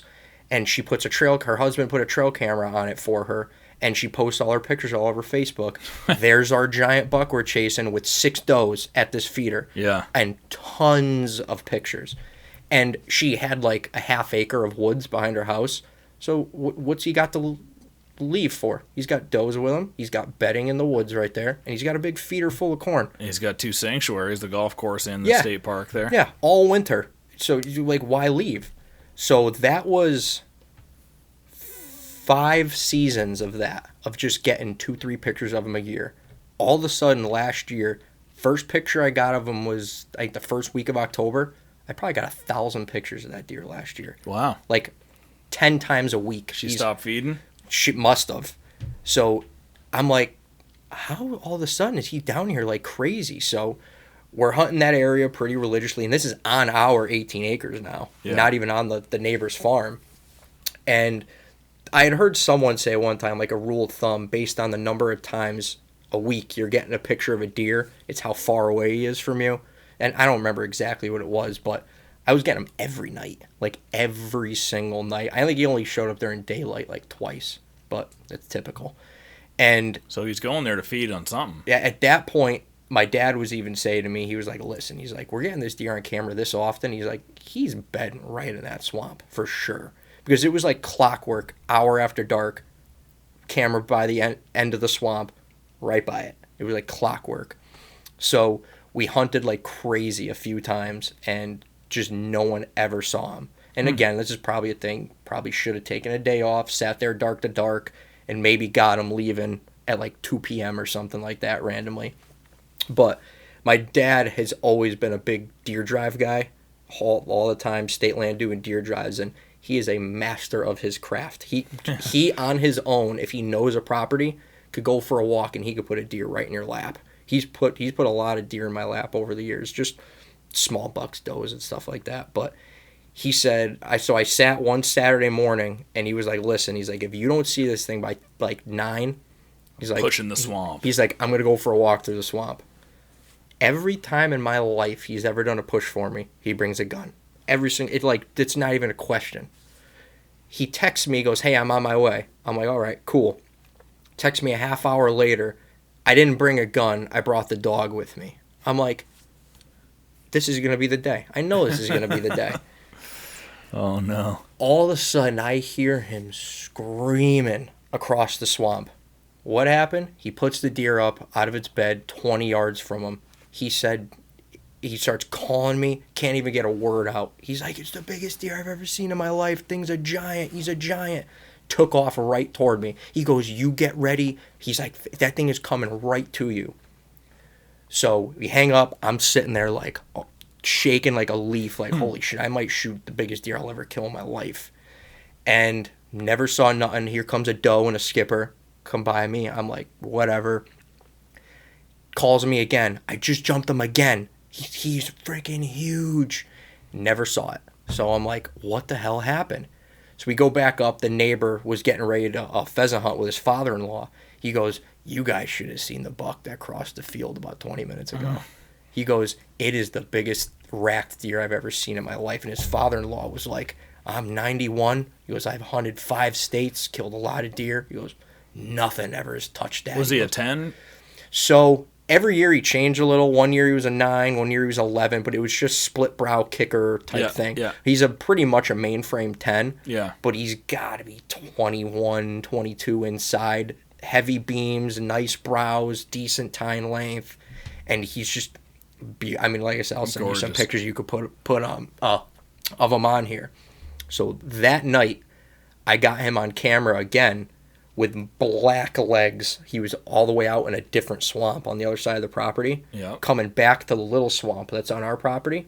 Never got him on camera again. Since then, I still have not. Yeah. This past February, I'm shed hunting with one of my buddies. All right, I was going to ask you if you shed hunt too. I've found one in my life. Not a successful shed hunter at all. Oddly enough, this day, my buddy found one of that huge buck's antlers from 3 seasons previous while we were out. On your property? It was actually off my property. It was up near the state park. Yeah. We were just connecting through a whole bunch of properties up there. And but we're, out of all the places on my 4.5 acres in that state park, look from like 100 yards, I see a rib cage. And I'm like, I'm like, there's a dead deer. I'm walking up, I'm like, oh, it's a doe. Get up to it, it's a buck that shed its antlers already. And the shed spots, you can't even fit your fingers around. Oh, it's probably him, man. That's what I said. And I'm waiting this year to see if on a limb I get him on camera, because if I don't, I got the bottom teeth. I want to know. I'm gonna send him to deer age, and if it comes back that deer's like 8.5, 9.5 years old, I know for a fact that it's that one. Yeah. But man, of all places, of a 300-acre state park, it's dead on my 4.5 acres. Yeah. I was like, holy shit. That's crazy, man. Yeah, and to find it dead without its antlers. Yeah, like, I know. It's like, what happened to him in between then when he shed and there? Did he get hit by a car? Did he die of disease? Did coyotes run him down in a snowstorm? Like, who the hell knows what happened? I wish I would ever. I'll never know, but I wish I could. But yeah, it's talk about an emotional roller coaster of like feeling like you're on top of this deer, and all of a sudden one human interaction, and he's never to be seen again. Yeah. He probably went right back up to the golf course. Was like, well, I've been here 5 years. I'm fine up here now. Yeah.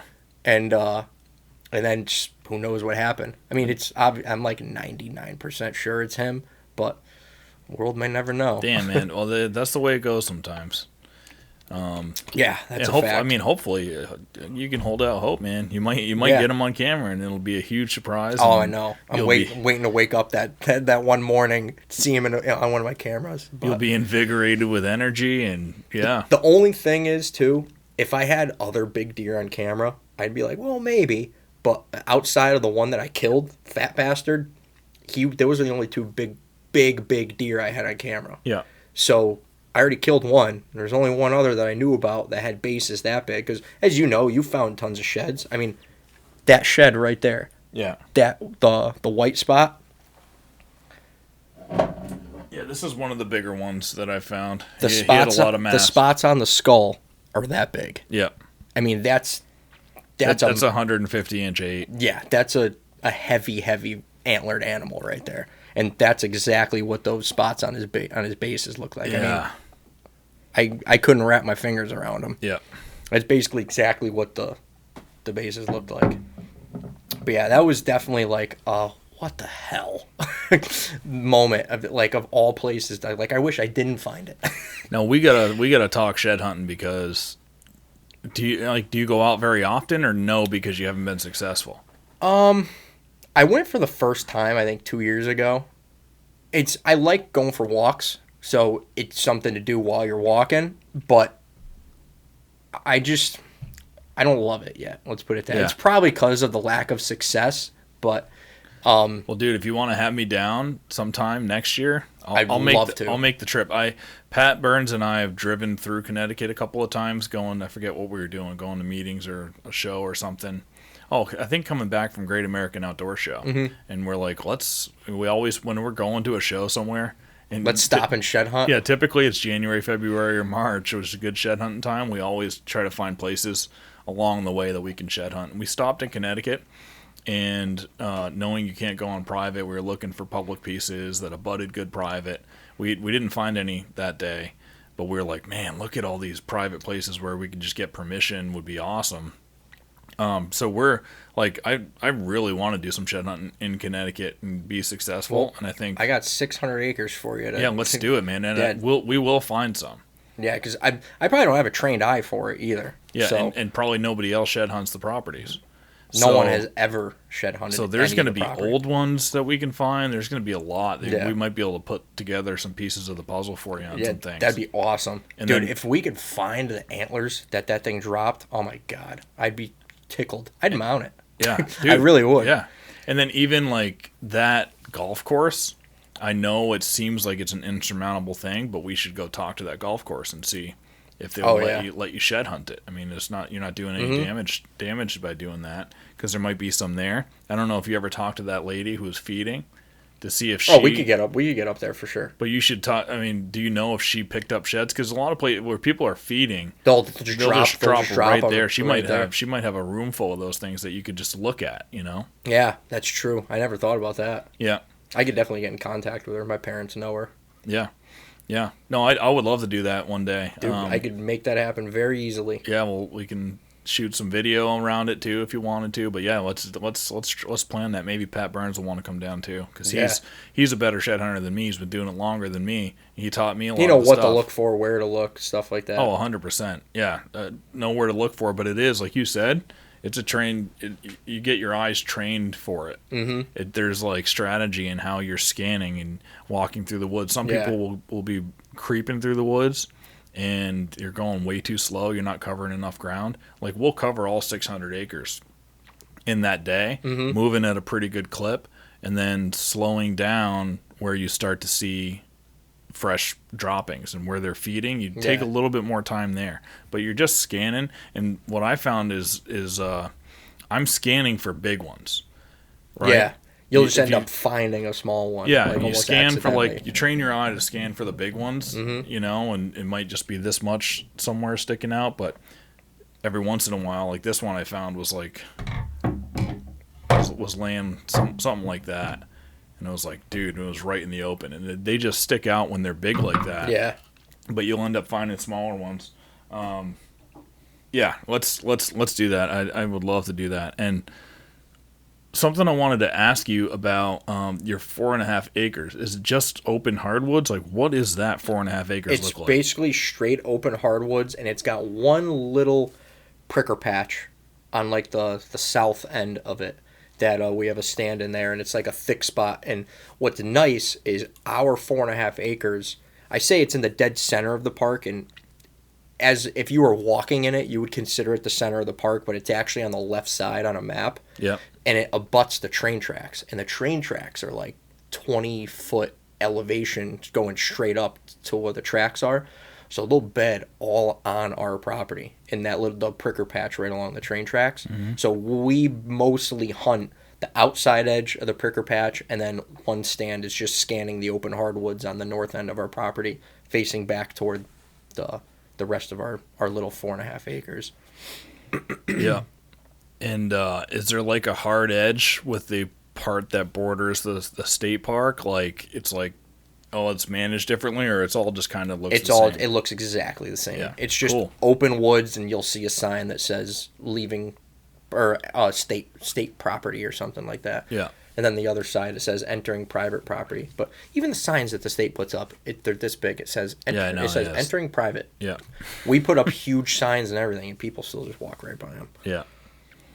Yeah. Well, that's interesting stuff, man. What other ways? Are there any little like do you use scent or anything, or like? Yeah, I love the stuff that I've been like addicted to the past 2 seasons. It's called branch butter. It's by Black Widow or something like that. They have it in Tractor Supply, Cabela's. It's pre-orbital, scent. And dude, the difference that I've seen on scrapes, like if any scrape I see, I'll just put it, what I do is the end of the tube, it's got a good size hole. I'll break a branch off and slide the whole tube onto the branch and then squeeze it out onto the end of it. Dude, I've got bucks on their hind legs, like going nuts over it. On a scrape to where normally if I had a camera on it, they would walk by, sniff around, and then keep walking. And now I've got like one deer will keep coming back to it. And then if I take a little like doe and heat during November and put that in the scrape, then it just turns into like chaos. Yeah. They just keep coming back. I killed my first buck ever on a scrape in 2023. Nice 8-pointer. It's my third biggest deer. Had 7-inch brows. Your first ever scrape buck? Yeah. That's probably the first deer I've ever patterned and killed. Like, usually we're just like hunting our areas we know and hoping to get a little lucky. Yeah. Whereas this deer, granted, I shot it out of a stand. It was on that 4.5 acres. I shot it out of a stand that's been there for 15 years, but still, I hunted it strategically. Like, I had never really done that before. You've got a nice scrape on your 4.5 acres. Yeah, that's good. A few. Yeah. And there's one of them that's there every single year. Mm-hmm. And in 2023 season, I put a camera up on that scrape, and all of a sudden, out of nowhere, I get this beautiful 8 with where our area has got the weakest brow tine gene you'd ever see. I mean, you shoot a deer with 3-inch brows, that's like something. Normally, they're just nubs. Yeah. All of a sudden, we get a picture of this deer, and he's got 7-inch brows. Yeah, cool. My dad's like, oh, we got to kill that. Because you look around my dad and I's room with all our deer heads. Yeah. They're every single deer is just the same little brow tines. Yeah. So we're watching this buck on camera, and I got down to a pattern. He did it 3 times, I think, before I killed him. If he came to the scrape between 5 p.m. and 8 p.m., he came back to it again during daylight the next morning. And he did it 3 times. And cool, I was like, that's interesting. And I was like, huh. And it was just something out of nowhere I just kind of like picked up on. And because he would come random times during like midnight one night, and then he'd be gone 4 days, stuff like that. But every time he came, it was that 3-hour window. Like one time was 5:30, then he was back in the morning. One time was like 7:15, then he was back in the morning. And then the other time was like maybe 6 or something like that, and then he was back in the morning. Was he coming back in the morning around the same time too? Like it was between like 7 and 9. He'd be back, and it was that prime time that he'd come back to it. So conveniently enough for me, Friday night, he comes to the scrape at like, I think it was like 5:15 at night, and I'm like, oh, I'm changing plans for tomorrow. So I go there in the morning, climb the tree, and this was archery season, and the past 5 years I've been strict compound. I hunted with a crossbow when I was a kid. My dad bought one, he had me hunting with it, and I've been pretty much strictly compound ever since. That open hardwood stand, you never really have them close. So it's mostly a shotgun stand for when shotgun opens up. My dad bought a Raven because he can't pull his bow back anymore, and he looks at me, his exact words I'll never forget. He goes, "Don't be a fucking hero." He goes, "I just spent $2,000 on a Raven." He goes, "Take the thing and go kill that buck so we can have him." And I'm like, I want to shoot it with the compound. And he was like, listen, he's like, you know exactly what's going to happen. And I'm like, fine. So I woke up in the morning, I grabbed his Raven, and sure as shit, I'm sitting in the stand, just gets light out. I text one of my buddies the video of him in the scrape the night before. I'm like, listen, I got him patterned. I'm hoping he comes in. I went send, put my phone down. I look up and he's walking in. I'm like, oh my God. So nice. he bangs a left going right toward the scrape. The scrape's at 47 yards. So that's another reason why, like, compound compound in the woods, that's a shot. Yep. And not a lot of people would even want to take. So that's why I say it's more of a shotgun stand. So I'm looking over, and he's walking right toward the scrape. Like an idiot in the dark, I went and refreshed the scent in the scrape, and before I got in the tree, he hits my boot trail and just goes, like, something ain't right. And I'm like, oh, shit. I got the safety off. I'm shaking, and he just turns, walks right under me at 14 yards. I was like, of course, a cake shot with my compound. Yeah. And I just tunk, fucking drilled him. He went 30 yards, toppled over. Awesome. And I call my dad, and he's like, well, you're calling me at 7:30. That's usually a good thing. I went, well, highbrow's dead. And he goes, I told you. I'm like, I shot him at 14 yards. He goes, Well, he's still dead. Who cares? Yeah. So No. did he didn't go to the scrape after he No. smelled your boot? No, track? because he was coming from. It's kind of hard to explain, but from my stand to the scrape, he'd be coming from the right, like at an angle, sort of, and it looked like he was gonna come in between the stand and the scrape, and then loop and come around to the scrape this way, almost like he wanted to get kind of downwind of it. And as soon as he hit my boot trail, he didn't like freak out, but he just stopped, picked his head up, and just started looking around. Yeah. And he didn't go back the way he came. He just took a 90-degree and walked right underneath me. Yep. And it was convenient, but Yeah. I wish there was a better story, but that one, You're right, though, dude. You almost blew it by going to freshen that scrape Yeah. up. There's no reason. Once the scrape is opened and he's Yeah. been on it every day, you don't need to go back and Yeah. do anything to it. You know, you got to make sure your ingress the one thing that I have found that helps with getting pictures of big deer on scrapes is keep them thinking that there's another big buck that they don't know about. Was he the only one touching that scrape?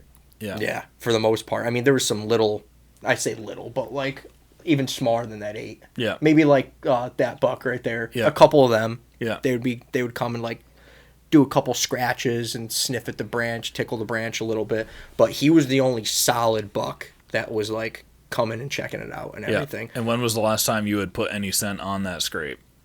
Maybe a week prior. Yep. Probably somewhere around that. Thinking back on it now, is there a way where you could have gotten to your stand and walked to the scrape better to put it in so that his approach wasn't going to... I could have looped and came from the back side of the scrape, dripped it quick, and then looped back around rather than just passing my stand, walking straight to the scrape. So that the first time he smells you, at least he's in that scrape where you got a good shot. Yeah. So that's the learning. Well, he also did a little weird move to where scrapes here, stands here. He's coming from this way. You would think he would just go right to the scrape. Yeah. He kind of did one of these in between the scrape and I, trying to come wind at was it. going this way. Yeah. That's why. Trying to come at it from this way. Yeah. So that's what kind of, I shouldn't say screwed me. I still killed him. But, Yeah. But almost screwed me. Yeah. And but no, that was just definitely a learning experience.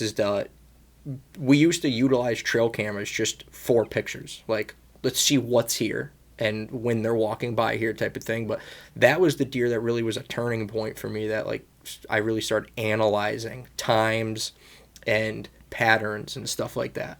Like, I might get 5 daylight pictures of a deer, but I'll look at, he was there at 9. Okay, cool. But was he there at 9 last time? Or like that, I started really taking all of them. I've got albums on my phone of all the deer, single deer pictures, and I'll scroll through them and be like, okay, well, what times did he daylight? What was the weather like? Was it cloudy? Was it bright and sunny? I never did that before. And again, dude, you could like have 10 of those scenarios throughout the year, and 9 of them are not.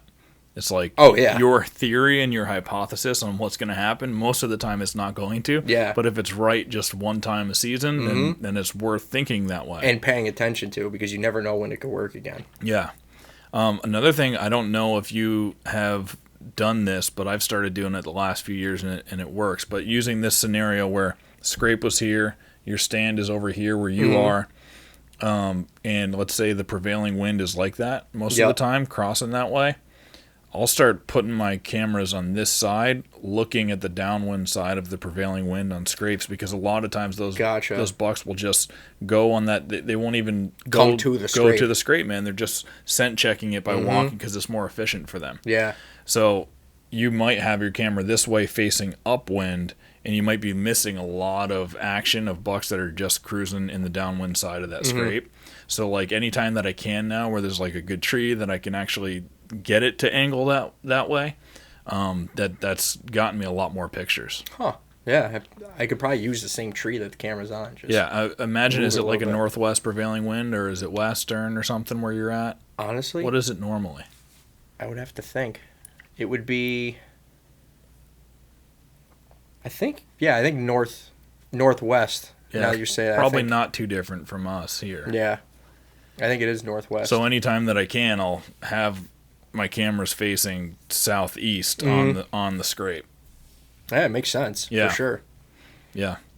Cool. What else? Like Do you like mornings versus evenings or anything like that better? Like what's... So this time of year, I love evenings. Soon as like end of October, beginning of November, I'm pretty much strictly mornings. Yeah. I don't really hunt evenings ever during like rut time or anything like that. Do you do all day sits during the rut though? No. It pains me to say I've never done an all day sit. Oh, ever. come on. That's why Brett Graham and Brandon Ashford are making fun of you. Dude. Yeah. What do they call it? What? The way you hunt? What is it? What did you say? Leisure hunt. Yeah, that's why they're calling you a leisure hunter, dude. You gotta come on, put in an all day sit, man. You know how many opportunities you're missing? You're probably 100% right. Yeah. Yeah, no. I shouldn't say I get antsy. I've shot so many deer, like decent deer between like 9 and 11. Yeah. If I don't see nothing by 11, I'm like, nah. And I'll just get out. Dude, I've seen so many mature bucks between 11 and 1 in the last few years. It's insane. Yeah, I know. Like some crazy action. I've heard that a lot. But also, you're super busy. Yeah. You're a taxidermist, and during hunting season, too, like, you probably... Dude, sometimes I'll go before work. I'll sit in a tree till 7:30. Just because I want to be out there and maybe get an opportunity and sometimes get lucky. Yeah. But I mean, is Joe accommodating if you get a buck and you're like, I gotta come in later because I gotta drag? Depends who you are. Depends who you are. Yeah. Me, he might say don't make it a habit, whereas other people he'd probably bitch at him a little bit. But I scratch his back pretty good. So yeah, you've been there for a while, right? This will be year 8. Year 8, yeah. That I've been there. Really hard to find good taxidermists, man. Especially like Joe is a great taxidermist, but then he's got to pass that knowledge on to other people and try to find mini hims that can do the same quality of work. It's really hard for a lot of taxidermists to do that. You guys seem to be doing a good job at that. I just started training another guy actually last week. A guy who's been with us for 3 years. He does pretty much all the base work, habitat, rock work, all that stuff, and I don't want to say we're behind, but we kind of are behind. Definitely are behind. I think every taxidermist is behind. Yeah. But we just like exploded in the past couple of years with like whitetail work from like New England. Yeah. And Joe brought me in his office a couple weeks ago and he was like, listen, he's like, we need another whitetail guy. He's like, we need another whitetail guy that's just like you. He's like, and I can't just go find him on the street. He's like, so what we're going to do is we're going to take Nick, and you're going to train him and turn him into a whitetail guy. He's like, and I'll just find someone else to do bases. He's like, that's easy enough to where you get someone who's a craftsman, building stuff, knowing where to put stuff. He's like, but mounting a deer, he's like, it's not the same. So 2 days a week, I'm training him, and then he's going back to doing base building for like the last 3 days of the week. So, yeah, within a year or two, he should be on his way. Good. Doing good work and everything. Yeah, what's the process like with that? Is it like when does Joe know that this guy's good enough to now do the majority of it on his own? For me, it took, let's see, I started working there early 2018, and I was mounting deer right after COVID, so end of 2020 is when I started like with Joe practicing. I was actually up in his paint room with him while he's painting fish, and I got a mask on and I'm sitting there mounting deer in his paint room with him. But since then, I mean, it was probably 2 years of just seeing you work and training you with little small things and being like, you know what, this could work out. And then it's like a trial thing. Yeah. Like with me, he would like pretty much trial me. Like he'd have me work with one guy, work with another guy, and then he'd ask them like, you think he's gonna work? And they'd be like, yeah, why not? Basically, you're shadowing the other guys for a long time. Yeah. Yeah. For sure. Like I even just, when I was training Nick this past week, like I said, was the first day he was like hands-on with me.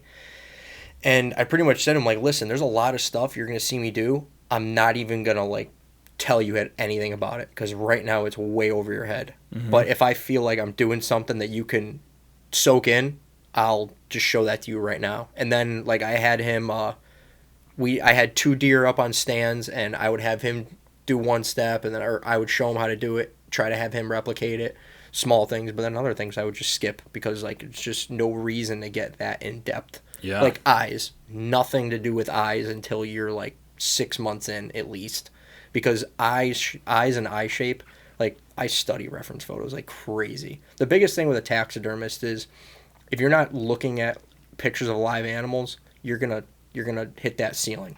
you're not going to be able to get any better. You got to look at live pictures and don't look at other people's work. I mean, you can to pick up good habits and ideas, but if you're trying to like make your deer look like a live deer, you got to look at live deer. So that's kind of how I got really, I shouldn't say really good. I don't want to pat myself on the back too much. Yeah, you are. I mean, these two are your work, man. Yeah. And they're my best mounts by far. And, but yeah, just things like that. I'll look at pictures of interior of a deer's nostril or deer's ear, the way that they rotate around their head, stuff like that. And just, I mean, I get better with every single one. So. I mean, plus you hunt a lot, you see a lot of deer, you get a lot of trail camera. I mean, all of that goes into it too. Yeah. But like this deer was a previous taxidermist. Those two were previous taxidermists, and so can you look at that real quick? Like stand up and look at that, and just tell me some things in there that you might see that might be wrong. Oh, here, pull that up too. Things that are wrong. What do you think I don't like about that mount?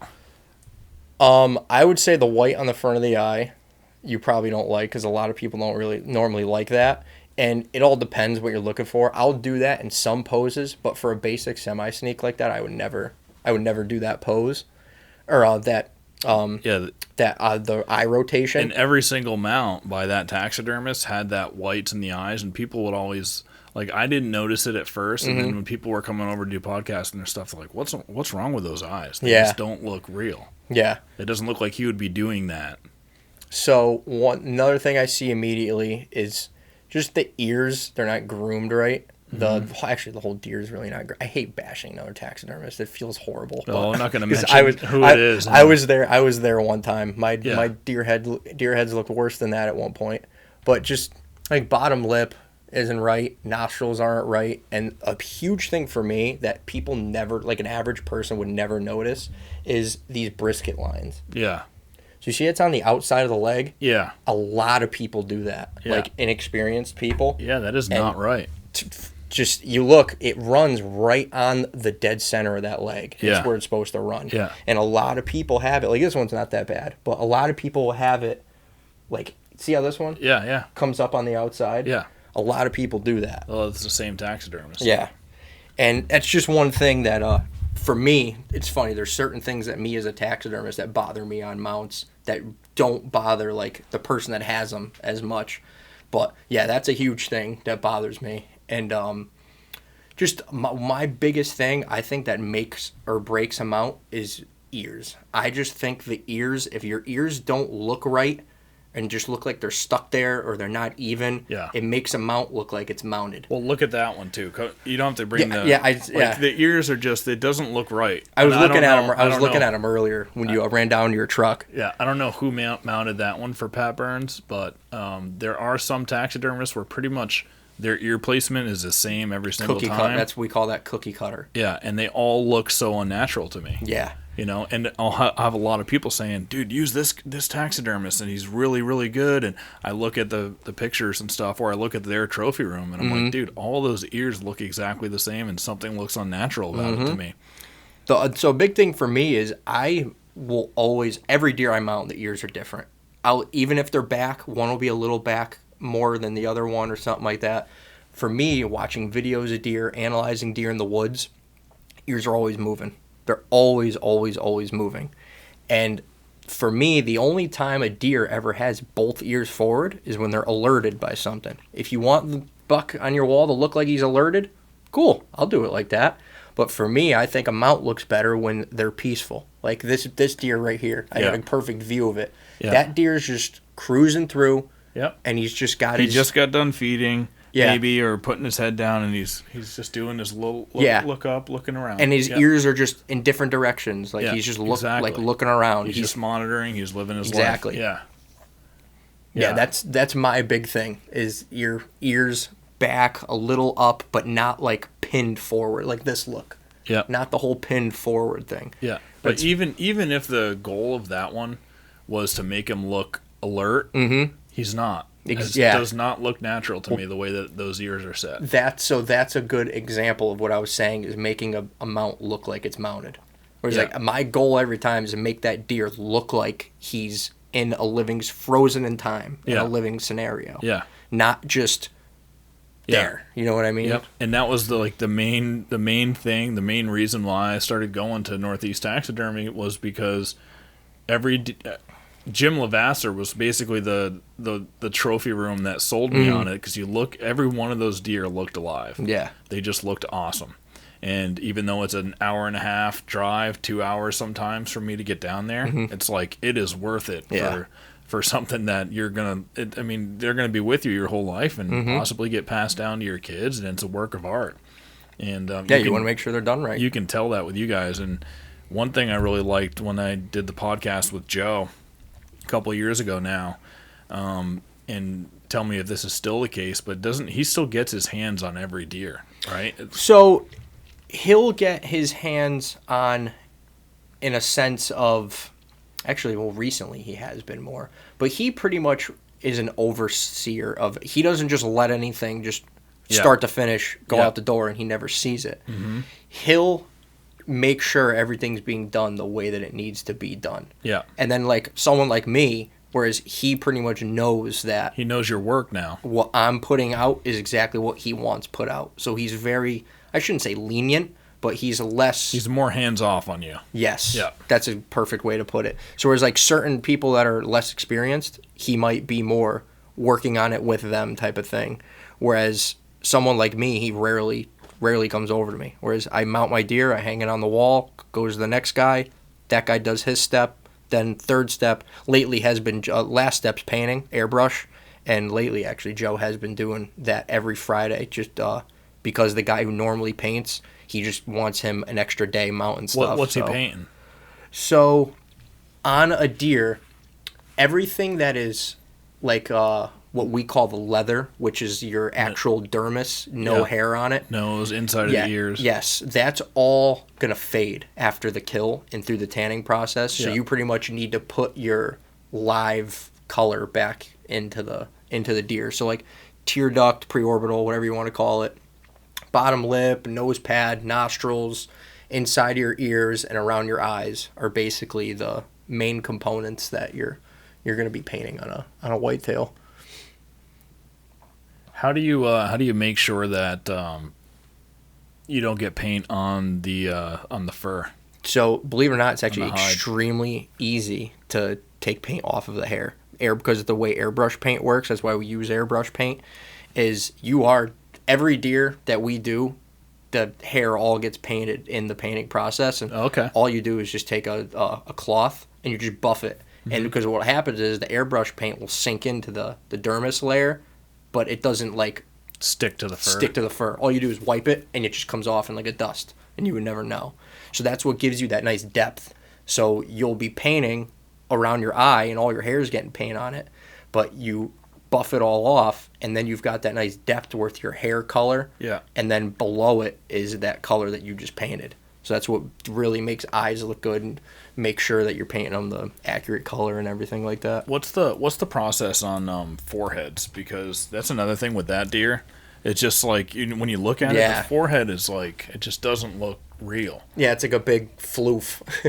Yeah, but you're like what you guys do, it looks exactly the way a deer's forehead looks. So a lot of that's fitment too, is making sure the skin fits right on the head and everything. Yeah. And just grooming. I spend at least a half hour at the end of every deer with 5 different styles of brushes, making sure it's groomed perfectly. All your hair patterns are right. Everywhere hair's supposed to be flowing one way, it goes that way. I mean, like on the back side of ears, there's a little colic that comes down. You make sure that's parted perfectly. And especially on the top of the head, if you can, you try to part the hair. If it doesn't want to, you just brush it how it wants to go. And then we take, I'm sure you might have seen walking around the shop, that's like a chicken wire type of screen. Yeah, I've seen it. We lay that down on top and we pin it. So as it dries, it locks that hair right in place. Yeah, you can tell that wasn't done on this one. Yeah. And then the other thing, which was a huge thing for me, because that was the last one I got taxidermied there. Those two were the first two. They were the same year.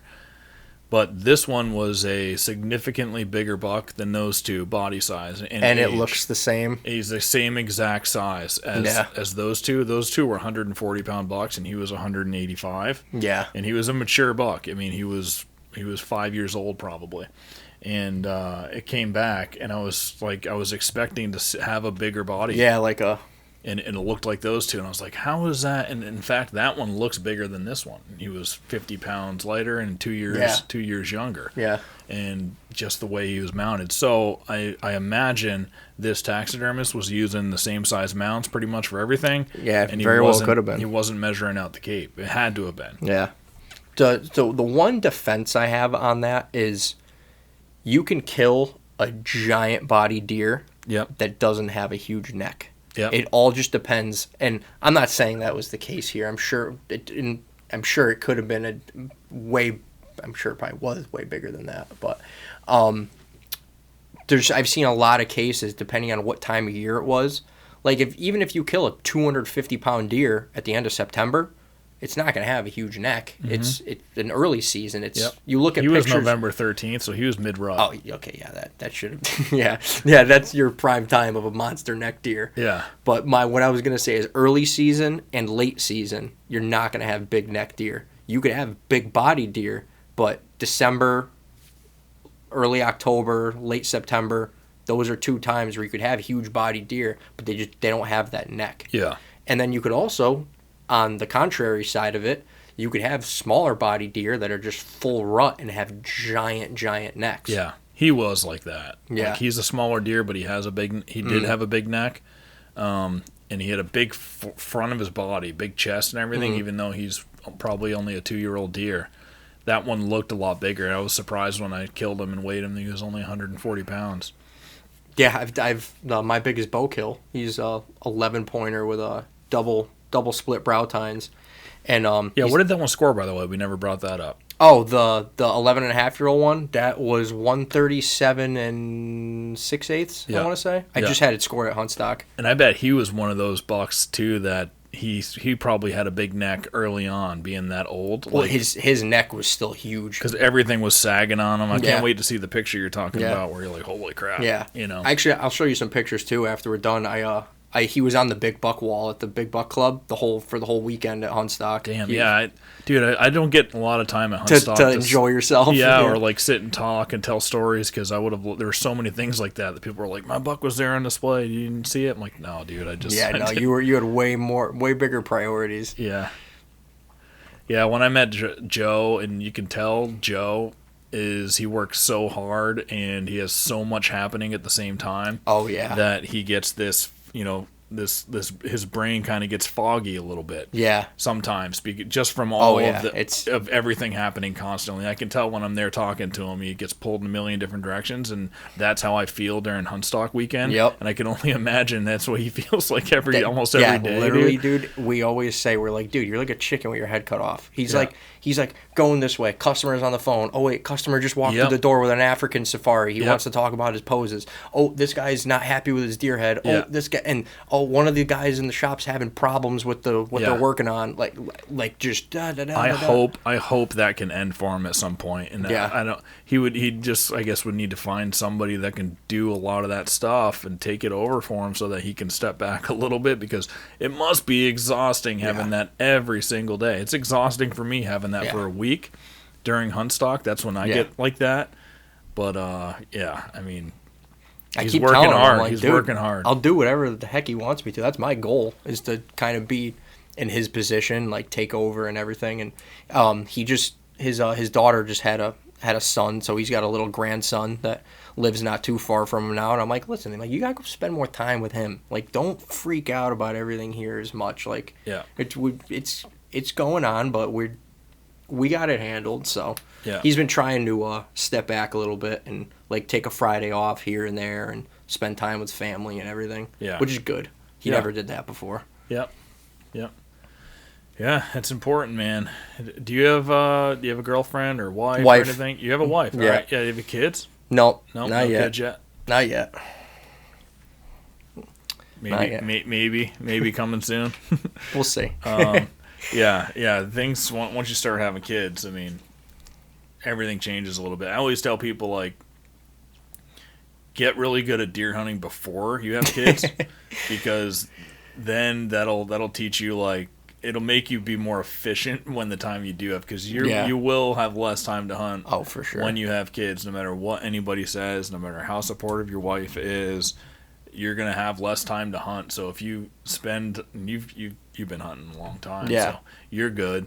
But yeah, if you can have kids after you get really good at hunting, that's the ideal scenario. Yeah, dude, you're gonna be a lot more efficient and have time management skills when the time comes. You know, it's almost like I don't know. I brought this analogy up once before, but I had a cat. Before I had kids, we had a cat. It was a Bengal cat, my wife and I. And Bengal cats have wild Asian leopard genes, like 12.5% Asian leopard, which is a wild cat in Indonesia, and they're small. They're small leopards. And this cat was, like, he was insane, but he was almost like a dog. You could command him. He actually peed in the toilet. Like, you trained him how to pee in the toilet. But he was also had the wild genes in him, and he would attack you sometimes because it was just his. Like, if he didn't get his way, the wild part of him would come out, and he would attack you and draw blood from you, rip up your leg sometimes. Oh. It was like, living on edge with him a little bit, but it was so rewarding, and I loved that cat. But he was a absolutely great hunter. And all cats are good hunters, but he was a great hunter. Partly maybe because of that wild gene, but I've started having this theory because we didn't have kids then. He was basically like, he was in control of the house. Like, he would put us in our place as a cat. That's weird, but he would do that, and he never had to worry about anything attacking him or whatever. He's top dog in the house, and I think that allowed him to be such a good hunter. He would come back with, we let him outdoors too. He's an outdoor cat, and he'd come back with dead animals every single day and get really efficient in it. Then fast forward to when he ended up dying. He got hit by a car. We had kids.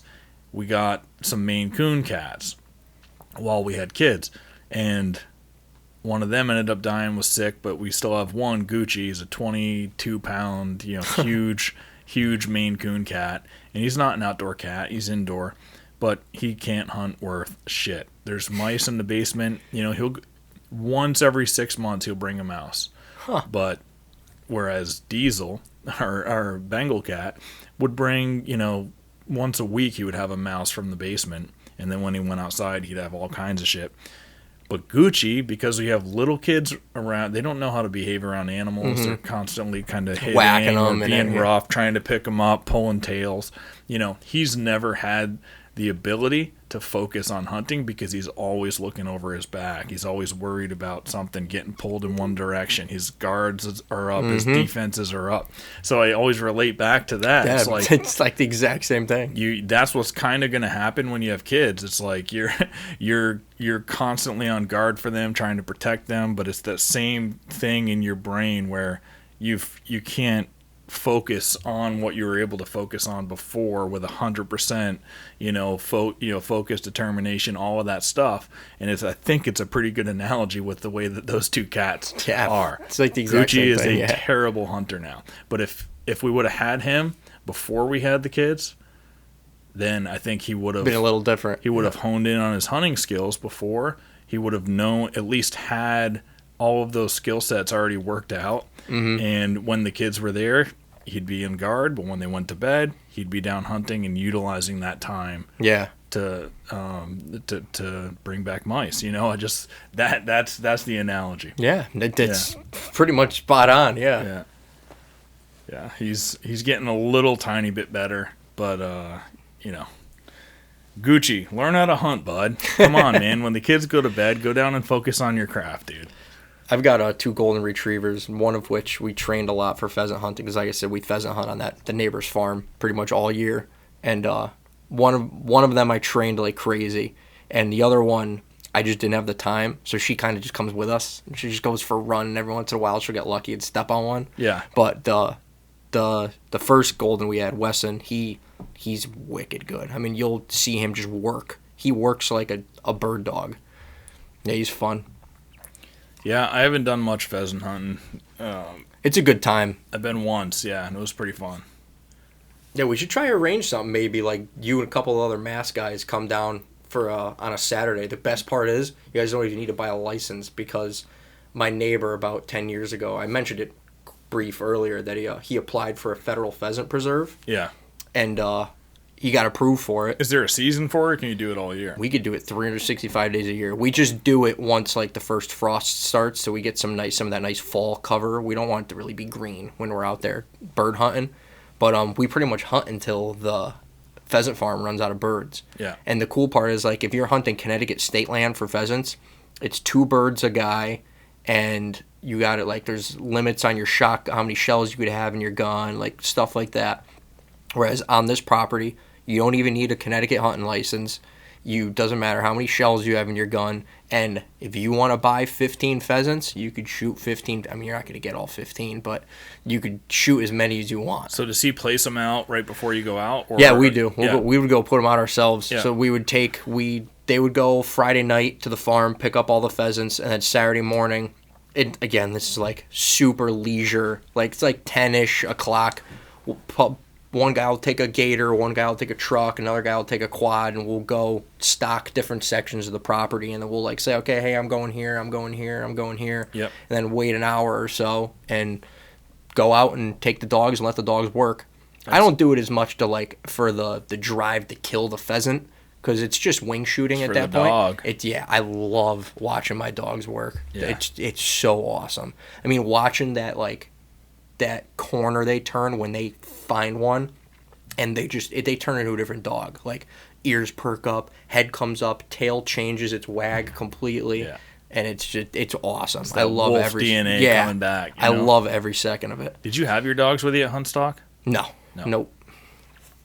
Yeah, a lot of dogs come to Huntstock. I couldn't remember if you did or not. No, it's fun though. Like I said, I should try to arrange something. I could talk to Brett and Brandon, get a few of you guys come down. Like I said, I think it's like $16 a pheasant, and bunch of guys bring food. There's a vending machine full of beer, $1.25 a beer. My neighbor has over there, nice. And it's just a big party, and it's every Saturday. Yeah, I don't go every Saturday, but it's do you do it at all January through March, April, like in that time frame? We do January, February. Again, it's until the pheasant farm runs out of pheasants. Yeah, so maybe we try to arrange getting some of us like to go down and do a shed hunt and a pheasant hunt at the same time. Yeah, that'd be cool. That'd be perfect. Yeah, that'd be perfect. Yeah, man, I'd be down for that. Yeah, and for people who want to see Northeast Taxidermy at work, this year you guys did demonstrations. You were actually doing live taxidermy at Huntstock. That was stressful. Sure. I got it done though, but it was just like I've never done anything like that before. It was in front of a bunch of people. Yeah. And it's hard too because like I want to answer everybody's questions, but like I'm focused on like making sure this deer's right, and people are asking you questions, and I'm trying to like do both at the same time. But I think we'll have some of the kinks worked out. We'll probably do it again next year. So yeah, cool. Yeah, and if you guys are looking for a good taxidermist, again, it's in what's the town again? Middletown. Middletown, Connecticut. And it's worth the drive, man. Even if it's 2 hours, 2.5 hours, it's worth the drive. Joe will probably kill me because I'm pumping you guys up again, and you probably get a lot more people coming down. You have to hire more people, but it really is. You guys do a fantastic job, and I can't say enough about it. So yeah, and Jake's a great taxidermist himself. Obviously, a great hunter. And I really appreciate you coming, man. Thanks for coming to the pod. Thank you for having me come up. It's awesome. You gonna try to hunt tonight?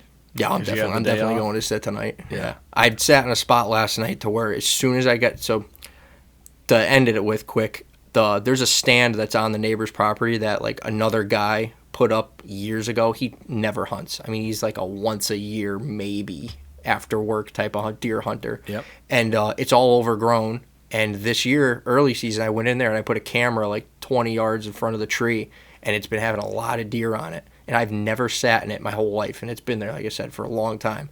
I climb up it yesterday. I'm like, this is a bow hunter's paradise. I've got a run coming here, a run coming here, a run coming here, and I could shoot my camera with the scrape on it. So I think it's to the exact scrapes, like 32 yards, wide open. Yeah. I'm like, why have I never sat here before? And the whole night I was like, I'm going to see something. I'm going to see something. And I never did.